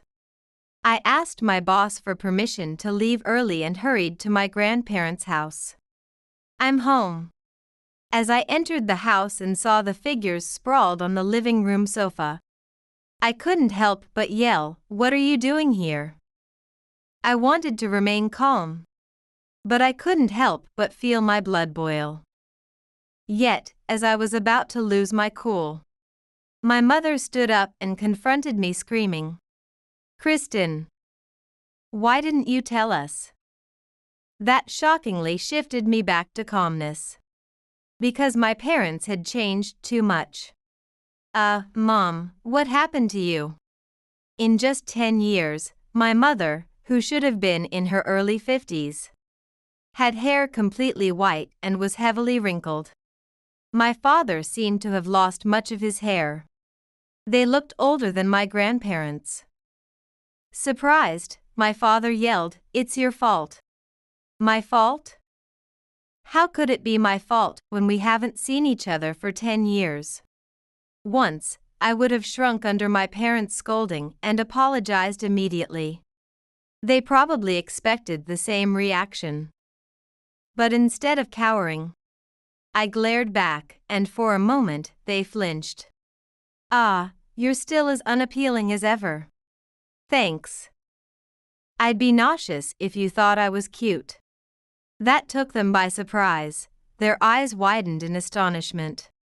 In that funny moment of shock, my mother snapped back to reality and accused me. "You're acting all high and mighty. But it's your fault our lives are ruined. Take responsibility." "What are you talking about?" "They claim to be living in poverty now." "Why?" "What happened to Dad's company?" "It went under last year because of the recession." "Oh, that's unfortunate. You're in a decent company, aren't you? Support us with your salary." "No, thank you." "That's right, support us, huh? What did you say?" Perhaps they thought I would comply as usual. When I repeated no, thank you, my father had to ask again. "Oh, you. Have you forgotten the debt of being raised by us?" My mother attacked, but I retorted. "A debt of being raised? I was the one doing all the housework. It feels more like I raised you." With that, even my mother was left speechless. Her eyes bulging in disbelief. "You're both still in your 50s, right? You can work. Work at this point. Thinking you can live comfortably after unemployment? That's naive." "What?" My strong words made my father flinch. "What about Abby? What happened to the beautiful, talented daughter you adored?" Yeah, that's right, that." "What now? Do you know where Abby is?" "What?" "She ran away from us." That's when I understood everything. "Huh, so your precious daughter dumped you?" I sneered, and then my mother came at me again. "Why didn't you tell us?" Asking the same thing again. "Tell you what? That Abby was only outstanding because of you." "What are you talking about?" "Don't play dumb. She told us that her being outstanding was thanks to her big sister. When she failed her exams and we blamed her, she said it was because the sister who used to help her wasn't there anymore. So, she finally told the truth. And you devils who drove her big sister away, you glare at us, huh?" Then the conversation stopped, and just when she finally got a job and was about to start bringing money home, she disappeared days ago. She even quit her job, and we have no idea where she is. That's right. Abby's beauty might be thanks to our ancestors, but her academic success was a different story. Though my parents and I didn't get along, my relationship with my sister wasn't bad. In fact, it was quite good. We didn't show it much in front of our awful parents, but at night, she often came to my room. We talked about all sorts of trivial things, and I tutored her in her studies. I wasn't quick to catch on, so I had to study hard to understand things, which made me good at teaching. Thanks to me, Abby's grades were always at the top. But everything changed when I left home. Not only could I no longer tutor her, but the shock of my departure made her grades plummet. She barely made it into a decent high school. I heard she managed to get a job. But I asked about something that bothered me. What did you do with Abby's salary when she got a job? We took all of it, of course. All the money we'd poured into that girl was for that purpose. My mother replied as if it were the most natural thing. I couldn't even sigh, I was so appalled. If she couldn't make it into a top company, at least she could have gone into show business and made some money. But she totally rejected that idea. Such a waste of her beauty. Well, who would want to enter an industry knowing they'd be exploited by their parents? What did you say? My words made my mother glare at me, so I glared right back. She faltered instantly. How weak. Why was I ever afraid of someone like this? I had been brainwashed, after all. And I was just a child. But I'm not afraid anymore. Saying that, I stepped closer to my mother. Now it was my turn. How does it feel to be abandoned by your children? What are you? You knew, didn't you? That you never really loved us. Not me and not even Abby. She ran away because she knew. What are you saying? Think about it. Have you ever told your daughter you loved her? Treating her like she's just a cute toy or a pet, who would feel real love from that? I shouted with a fierce look, and my parents were speechless. Is pampering all you think love is? Oppressing the older sister and adoring the younger. Who would think such a situation is normal? Only someone as abnormal as you. Don't force your twisted views on us. We are individuals, thinking and living our own lives, not tools for your convenience. Ah.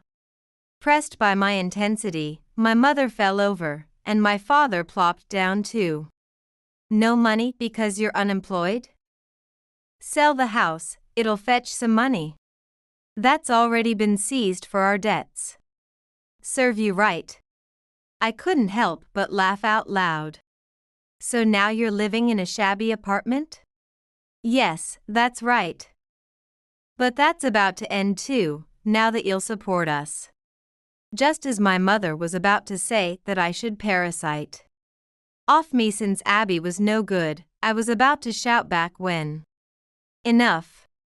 My grandfather, who had been silent until then, shouted. How selfish can you be?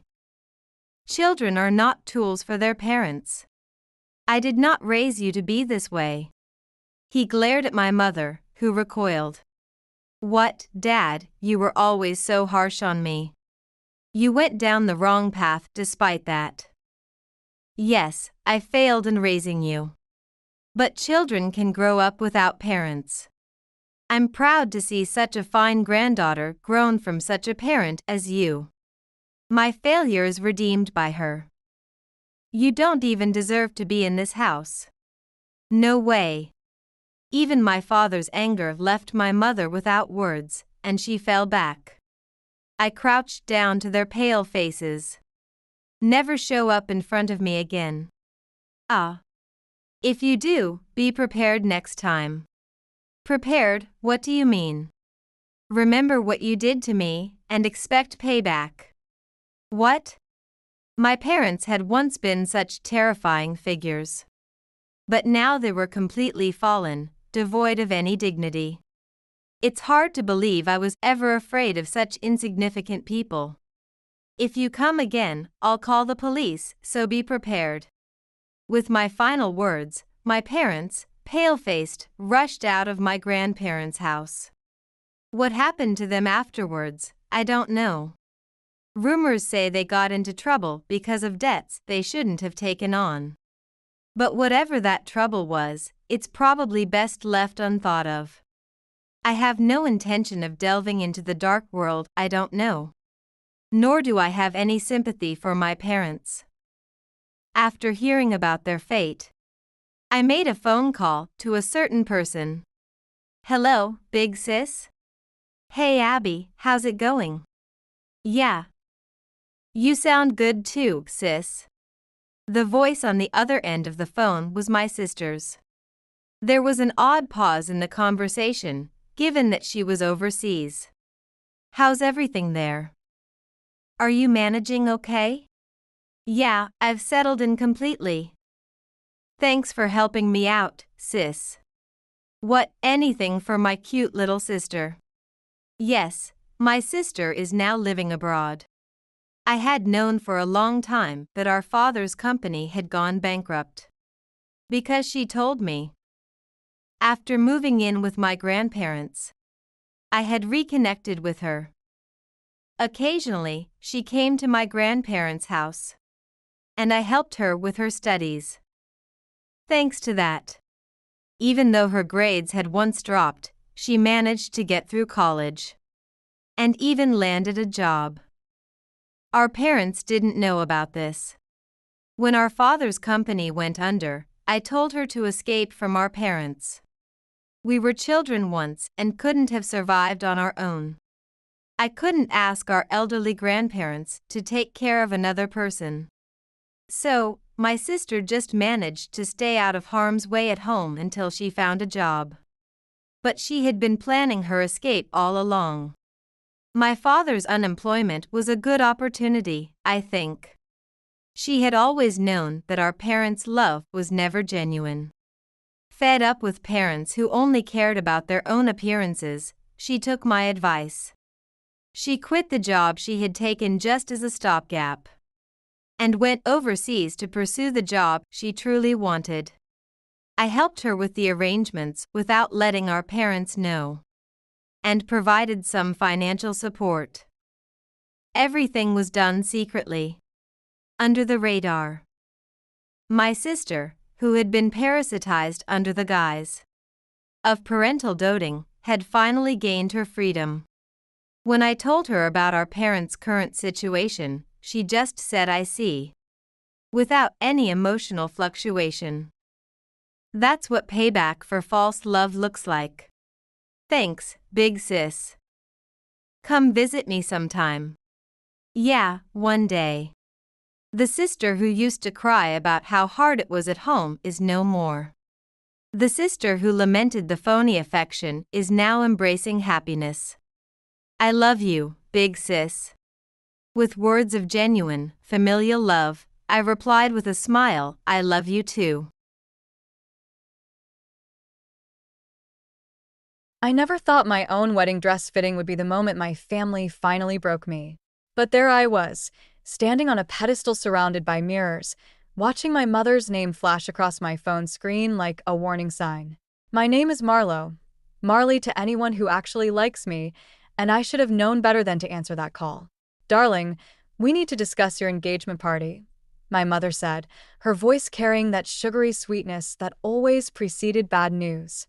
There's been a slight development. I caught my reflection wincing as the seamstress pinned another section of ivory lace.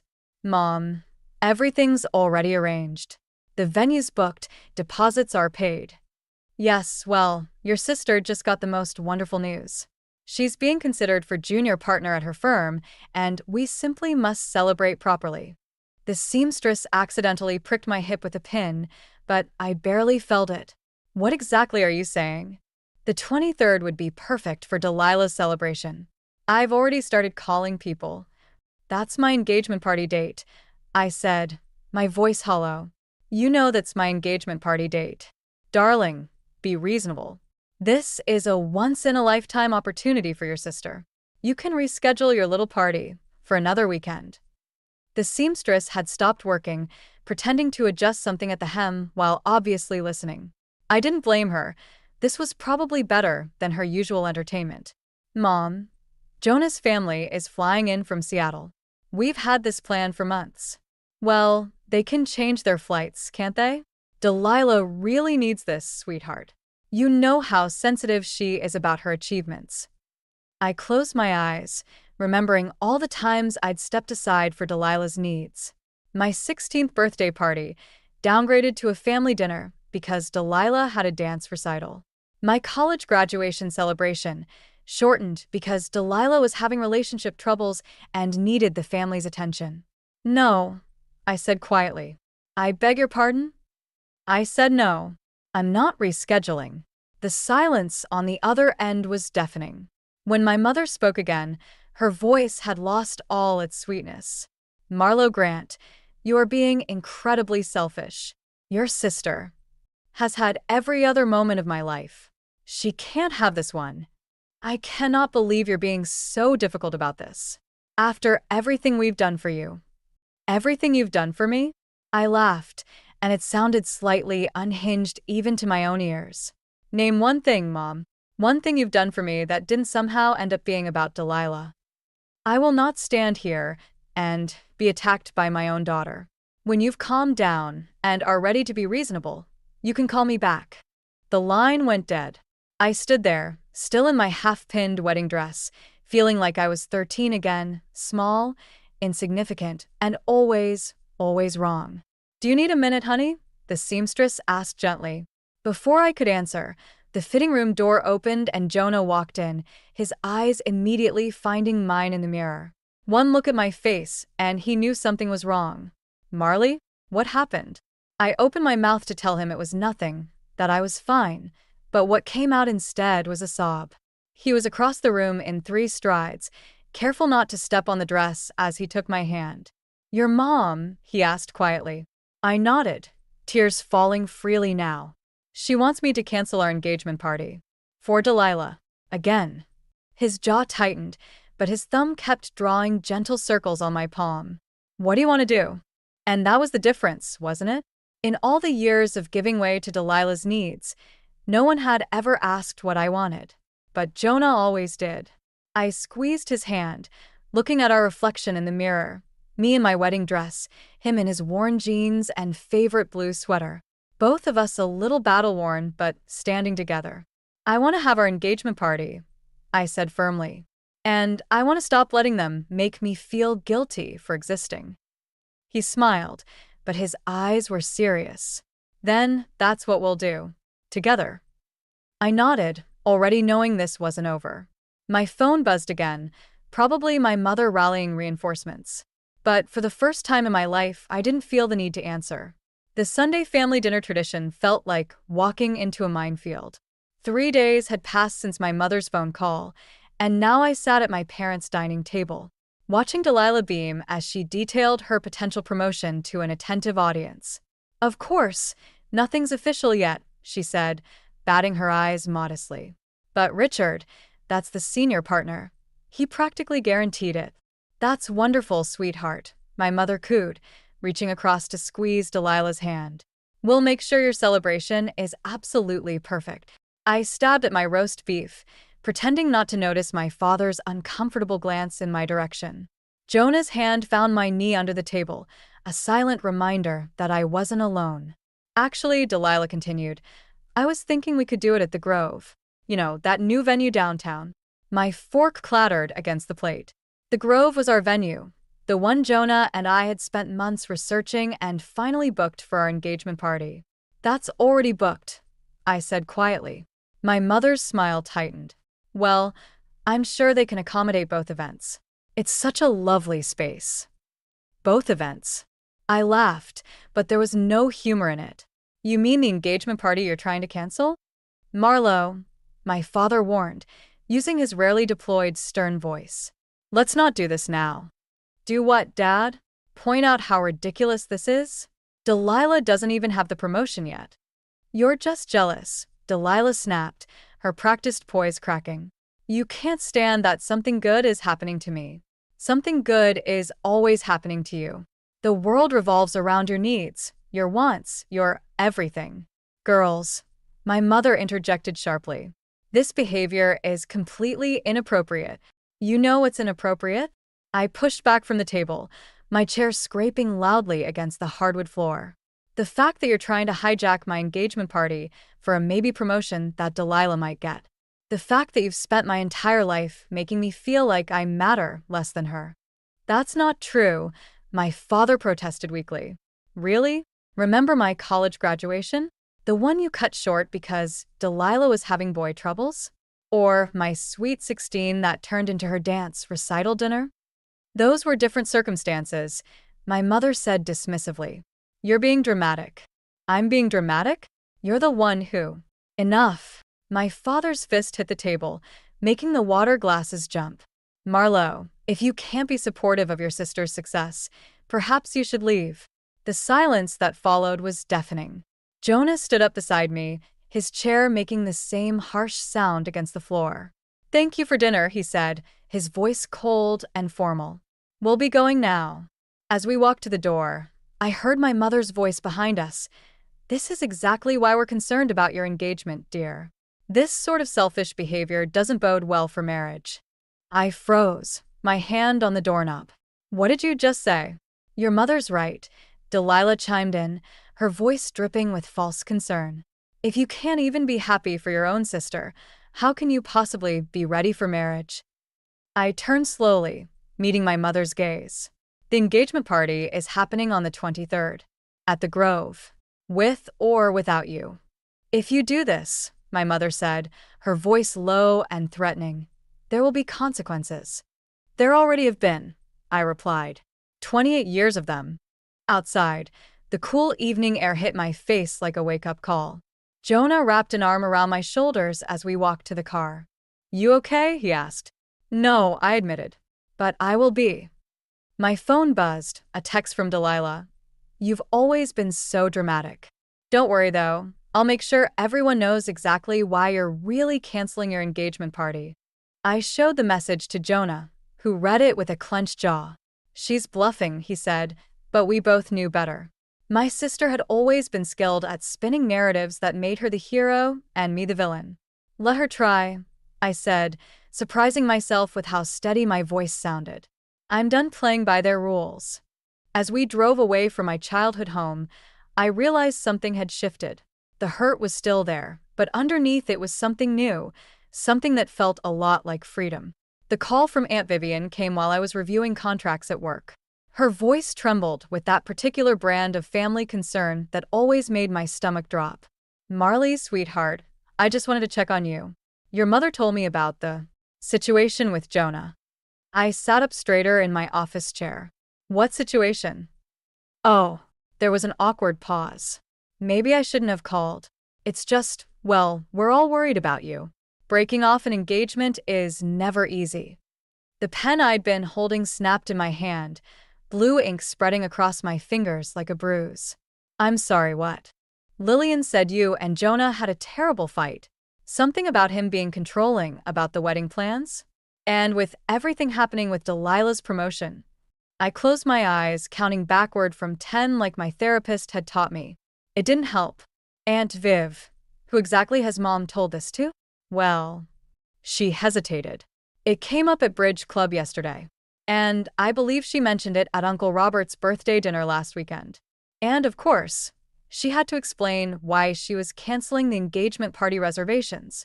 She what? The words came out as a whisper, but they felt like they were being ripped from my throat. Oh dear, I've upset you. I just thought, well, your mother seemed so certain. My phone buzzed with another incoming call, Nolan's face flashing on the screen. Aunt Viv, I have to go. But nothing Mom told you is true. Nothing. I switched calls, my hands shaking. Nolan now isn't. Check your email, he cut in. Right now. I pulled up my inbox, finding his message at the top. It contained a forwarded invitation to Delilah's promotion celebration at the Grove. On the 23rd. My date. Keep reading, Nolan said grimly. The invitation mentioned a special announcement from the guest of honor. At the bottom was a personal note from my mother. We're so pleased to be able to use this beautiful venue now that it's available. Sometimes disappointments lead to better opportunities. I'm going to be sick, I muttered. Want me to kill them? I know people. Well, I know people who've watched crime documentaries. A notification popped up on my screen, another email, this time from my cousin Sarah. So sorry to hear about you and Jonah. Mom said Aunt Lillian is devastated. Then another. Thinking of you during this difficult time. And another. If you need someone to talk to about the breakup. My phone buzzed again, A text from Delilah. Sorry, everyone's finding out about your relationship problems, sis. But maybe this is for the best. You've always rushed into things without thinking them through. I stood up so quickly my chair rolled back and hit the wall. Nolan, I have to go. Where are you going? To fix this. I grabbed my purse and headed for the elevator, ignoring the concerned looks from my coworkers. In the parking garage, I called Jonah. Hey, beautiful. How's your? My mother is telling everyone we broke up. A pause. What? She's telling the whole family are controlling, and we had a huge fight, and that's why she's canceling our engagement party. Which, by the way, she's already done, so she can throw Delilah a promotion party instead. The sound of his slow, controlled breathing told me he was as angry as I was. What do you need me to do? Meet me at the Grove in 20 minutes. Bring our contract and deposit receipts. On my way.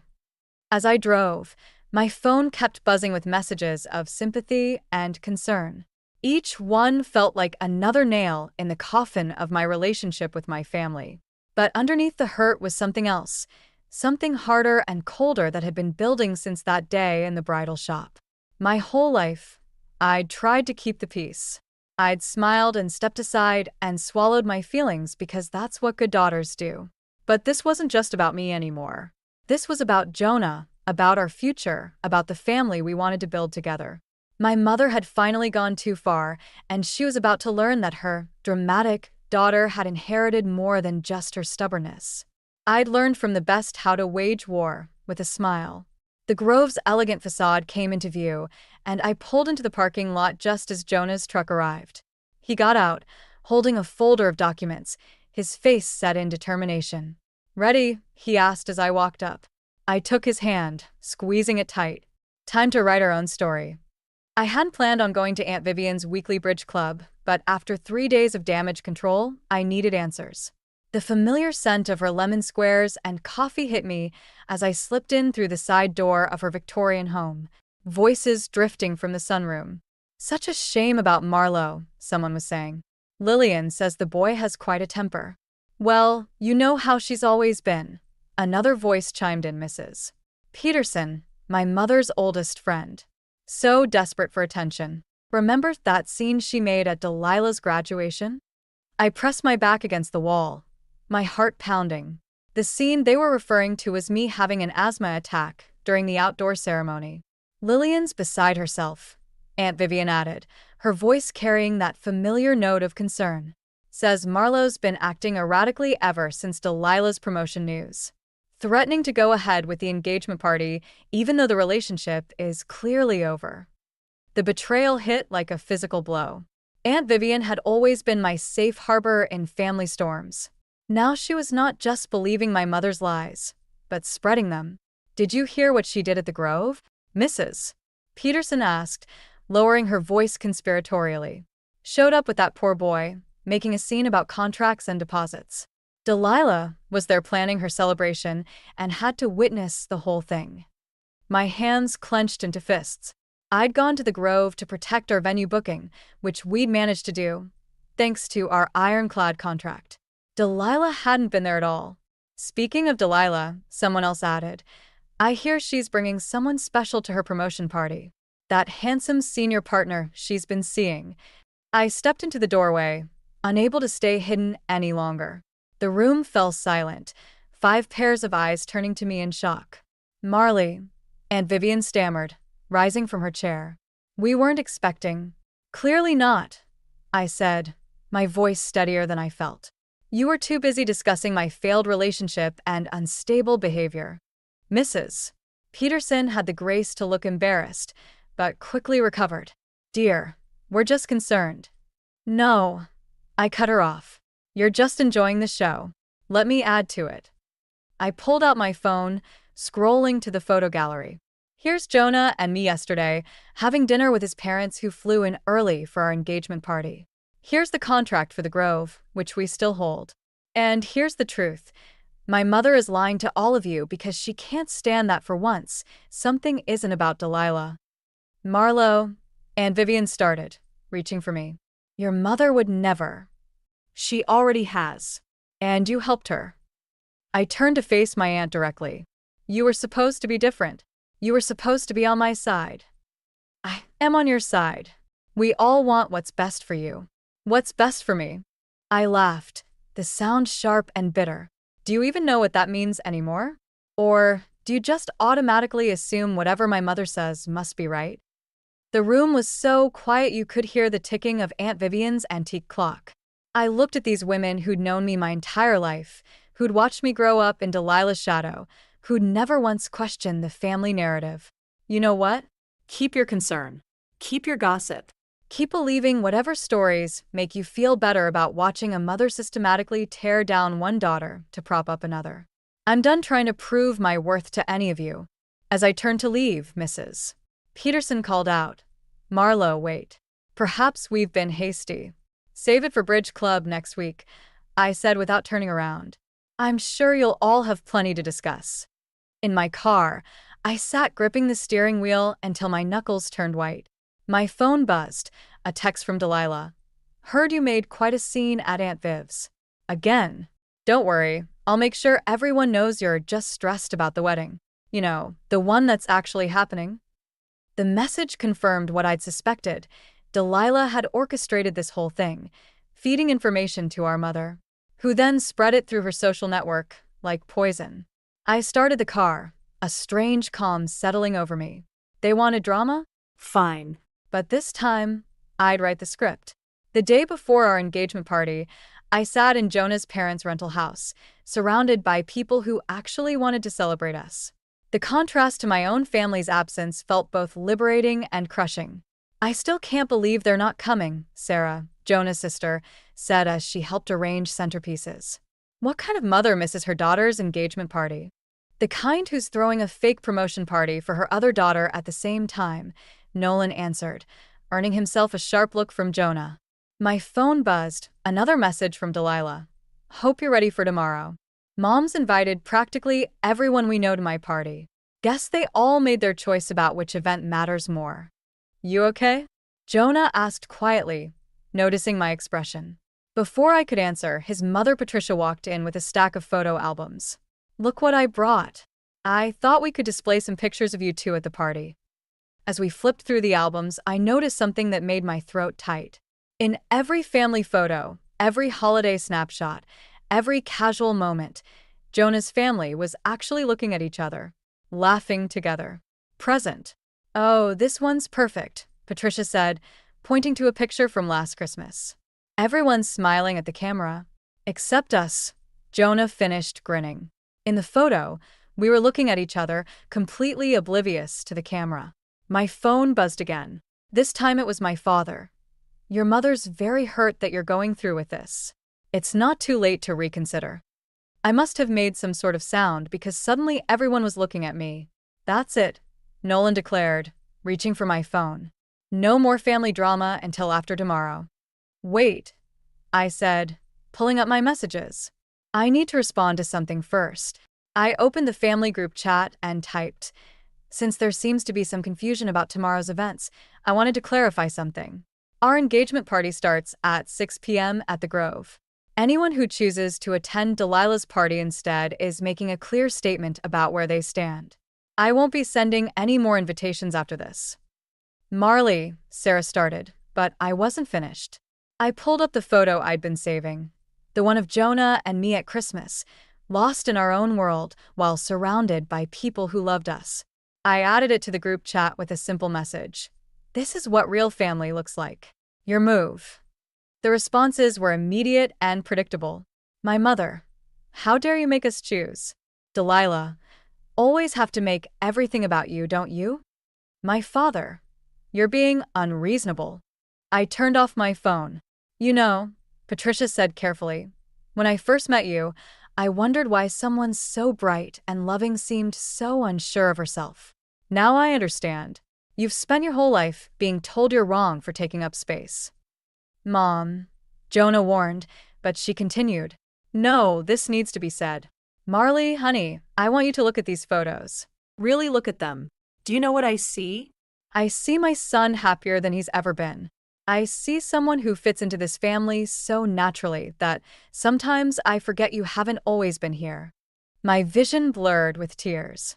Tomorrow, she continued, people will make their choices.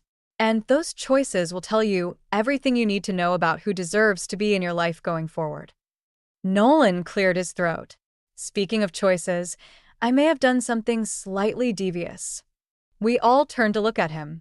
I might have created a public Facebook event for Delilah's promotion party. And I might have invited some people from her firm, including her boss. Nolan, I gasped. She doesn't actually have the promotion yet. Exactly. His grin was wicked. Should make for an interesting evening. I should have felt guilty. Should have told him to undo it. Instead, I felt something else, something that felt dangerously close to satisfaction. Tomorrow's going to be messy, isn't it? Sarah asked. Jonah took my hand, squeezing it gently. Tomorrow's going to be exactly what it needs to be. Looking around at these people, my chosen family, I realized he was right. Whatever happened at the party, I already had everything I needed right here. My phone lit up on the table, Delilah's name flashing on the screen. For the first time in my life, I let it ring. The call came at 3 a.m, 2 days after our engagement party. My mother's voice was sharp enough to cut glass. Are you happy now? She demanded. Is this what you wanted? I sat up in bed, Jonah stirring beside me. What are you talking about? Don't play innocent. Delilah's been suspended pending an ethics investigation. Her boss showed up at her party expecting to announce her promotion, a promotion she hadn't actually received yet. Do you have any idea what you've done? The room felt suddenly cold. Nolan's Facebook event. I hadn't thought. I didn't. She could lose her job, Marlo. Her entire career could be ruined because you couldn't stand someone else having the spotlight for once. My phone buzzed with an incoming text. Delilah, hope you're proud of yourself. Guess destroying my life was worth it to finally be mommy and daddy's center of attention. Another buzz. A group email from my father to the entire extended family. Due to recent unfortunate events caused by ongoing family conflicts, we regret to inform you that we will not be attending Marlo's wedding. We cannot in good conscience celebrate while one daughter deliberately sabotages another. Mom. I tried again, my voice shaking. I never meant. You never mean to do anything, do you? Things just happen around you, and somehow Delilah always ends up hurt. Well, congratulations. You've finally outdone yourself. The line went dead. I stared at my phone as messages started pouring in from relatives. Each one felt like another nail in a coffin I'd apparently built myself. What happened? Jonah asked, fully awake now. Before I could answer, my phone rang again. Nolan. Marley, I'm so sorry, he rushed out. I didn't think it would go this far. I just wanted to cause a little chaos, maybe embarrass her a bit. They're suspending her, I said numbly. There's an ethics investigation. Shit. He paused. But hey, maybe she deserves. Don't. I cut him off. Just don't. I ended the call, walking to the window of our apartment. The city lights blurred through tears I refused to let fall. We can fix this, Jonah said from behind me. Can we? Because from where I'm standing, they're right. I let this happen. I wanted her to hurt like I've hurt. And now. I pressed my forehead against the cool glass. I've become exactly what they always said I was. The jealous sister. The troublemaker. The one who ruins everything. My phone kept buzzing. Aunt Vivian. I'm disappointed in you, Marlo. I thought you were better than this. Delilah again. Attached is the official suspension notice. Hope it was worth it. By the way, I made sure everyone at work knows exactly who's responsible for this little stunt. This isn't your fault, Jonah insisted. You didn't create that event. But I knew about it. I could have stopped it. Instead, I sat there and felt glad. The admission tasted like ash in my mouth. What kind of person does that make me? He reached for me, but I stepped away. I need some air. Outside, the pre-dawn streets were empty. I walked without direction, my phone continuing its steady stream of accusations and condemnations. Each message painted a clearer picture of who I'd become, someone who'd let revenge poison everything it touched. A final text from my mother. Delilah's in tears. She may lose everything she's worked for. I hope you're satisfied with what your pettiness has accomplished. Don't contact us again. I found myself at the park where Jonah had proposed, sitting on the same bench where I'd once felt like my life was finally coming together. Now, everything was falling apart, and the worst part was knowing I'd helped it happen. My phone lit up one last time. An email from Delilah's firm. They were requesting a meeting with me to discuss my involvement in recent events. I laughed, the sound hollow and broken in the empty park. I'd wanted so badly to stop being the family victim that I'd turned myself into something worse, the villain of their story. And maybe, I realized as the sun began to rise over a day I didn't want to face, they'd been right about me all along. The law firm's conference room felt like an interrogation chamber. I sat across from Delilah's boss and 2 HR representatives, my hands steady despite the storm inside. MS. Grant, the senior partner began. We understand you have information about the incident at your sister's celebration. Before I could respond, the door burst open. Delilah stormed in, our mother right behind her. You don't get to do this, Delilah snarled. You don't get to sit there and play victim after what you did. MS. Grant, the younger Ms. Grant, the HR director interjected. This meeting was meant to be private. No, I said, surprising myself. Let them stay. I think it's time we all heard the truth. Delilah laughed, that sharp, cruel sound I'd grown up dreading. The truth? You mean how you orchestrated this whole thing to ruin my career because you couldn't stand me getting a promotion? You didn't have the promotion, I said quietly. That's the truth you're running from. I was going to get it. Richard practically promised. I didn't create that Facebook event. I cut in, turning to the senior partner. But I did bring something else. I pulled out my phone, playing the voice message Delilah had left me last week. You think you're so special with your perfect engagement and your perfect fiancé? I told Richard the first already had the promotion. I told everyone, because I knew once I announced it, they'd have to give it to me. They always give me what I want. The room went deadly quiet. You recorded me? Delilah whispered. No. You recorded yourself. Every threatening message, every admission, every lie, you documented it all. I just saved them.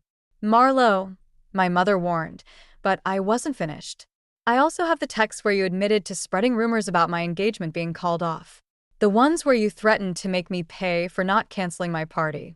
Would you like me to share those too? Delilah's face had gone white. You're lying. Am I? I turned back to the senior partner. I came here today because I wanted you to know something. I didn't expose Delilah's lie about the promotion. She did that herself, by throwing a celebration for something she hadn't earned. By trying so hard to hurt me, she ended up hurting herself. This is ridiculous, my mother interjected. Delilah would never. Check her work emails, I said to the HR director. Check the dates. She started telling clients about her promotion weeks ago, making promises she couldn't keep, taking meetings she wasn't authorized to take. Delilah lunged across the table, but security was faster. As they escorted her out, she screamed, You've always been jealous, always trying to take what's mine. No, I said, standing. I just stopped letting you take what's mine. My mother followed me into the hallway. How dare you do this to your sister? I didn't do anything to her. I just stopped protecting her from the consequences of her own actions. And yours. What's that supposed to mean? It means I'm done, Mom. Done being the family's scapegoat. Done watching you enable her worst behavior. Done pretending we're a normal family when we're anything but. So, this is your revenge? Destroying your sister's career? No. This is me finally telling the truth. Delilah destroyed her own career. You destroyed our family. And I'm finally free of both of you. As I walked away, Delilah's voice echoed down the hallway. You'll regret this. I'll make sure you regret this. But for the first time in my life, her threats felt empty. I stepped into the sunshine, where Jonah was waiting by the car. How did it go? I took a deep breath, letting it out slowly. It went exactly how it needed to. My phone buzzed a message from Nolan. Just heard what happened. You okay? I typed back. Better than okay. I'm free. Behind us, I could hear my mother and sister's voices, still shouting, still trying to spin the narrative their way. But their words couldn't touch me anymore. I had finally written my own ending to their story, and it felt like victory. My wedding day arrived with the kind of perfect autumn sunshine that feels like a gift. Standing in front of the mirror in my dress, I noticed something different about my reflection. The woman looking back wasn't searching for approval anymore. "Ready?" Nolan asked, adjusting his bow tie. As my man of honor, he'd taken his duties seriously, including intercepting 3 separate attempts by my mother to contact me in the past week. Almost. I touched the empty space where my mother's pearls should have been, the ones she'd promised to every bride in our family. Instead, I wore Patricia's sapphire earrings, something borrowed that felt more like something found. The ceremony space at the Grove looked nothing like Delilah's failed party 6 months ago. Jonah's family filled the front rows, along with friends who'd stood by us through everything. The empty seats on my side told their own story, but somehow they didn't hurt anymore. As I walked down the aisle alone, my father's text declining to attend had been brief and final. I caught glimpses of familiar faces. Aunt Vivian, who'd shown up this morning with tears and apologies, sat quietly in the back. A few cousins who'd chosen to hear my side of the story. Even my mother's best friend, Mrs. Peterson, who'd surprised everyone by publicly defending me after the truth about Delilah's lies came out. Jonah waited at the altar, and the look in his eyes made everything else fade away. During the reception, Nolan clinked his glass for the toast. When Marley first told me about Jonah, she said something I'll never forget. She said, "He sees me." Not the version of her that her family wanted, not the shadow of her sister, just her. Today, we're all seeing the real Marley, strong, loving, and finally, wonderfully free. Later, during our first dance, Jonah whispered, "Any regrets?" I thought about the cost of standing up for myself. Delilah had left the firm, her reputation in tatters. My mother hadn't spoken to me since the confrontation. Family gatherings would forever have a before and after, marked by my decision to stop playing my assigned role. "No," I said honestly. "Just clarity." As the night wound down, Sarah handed me an envelope that had been dropped off at the front desk. I recognized Delilah's handwriting immediately. "You don't have to read it," Jonah said quietly. But I did. Because that's the thing about family. Even when you break free, the threads still tug. "Dear Marley," it began. "I'm starting therapy. Real therapy, not the kind Mom always pushed to fix what she saw as problems. I'm learning about narcissistic family dynamics and golden child syndrome. I'm not asking for forgiveness. I don't deserve it yet. But I am asking for you to know that I see it now. All of it. What they did to you. What I did to you. What we all did to ourselves. Maybe someday we can talk about it. If not, I understand. Be happy, sister. You deserve it." I folded the letter carefully, tucking it into my wedding album. Not as an invitation back into the chaos, but as a reminder of how far I'd come. "Dance with me?" Nolan appeared, holding out his hand. "Your husband's busy teaching your new niece how to dab, and it's getting embarrassing." As we swayed to the music, I caught sight of my reflection in the venue's windows. The same autumn sunshine that had greeted me this morning was setting now, painting everything in shades of gold and possibility. "You know," Nolan said, following my gaze, "revenge stories usually end with someone winning and someone losing. But this feels different. Because it's not about winning anymore, I realized. It's about choosing yourself." Later that night, as Jonah and I left for our honeymoon, my phone lit up with one final message from my father. "Your mother may never understand, but I do. Be happy, Marlo. Be free." I turned off my phone without responding. Some doors needed to stay closed, at least for now. But others were opening, and through them, I could see a future where I wasn't defined by who I'd left behind, but by who I'd chosen to become. And that felt like the happiest ending of all.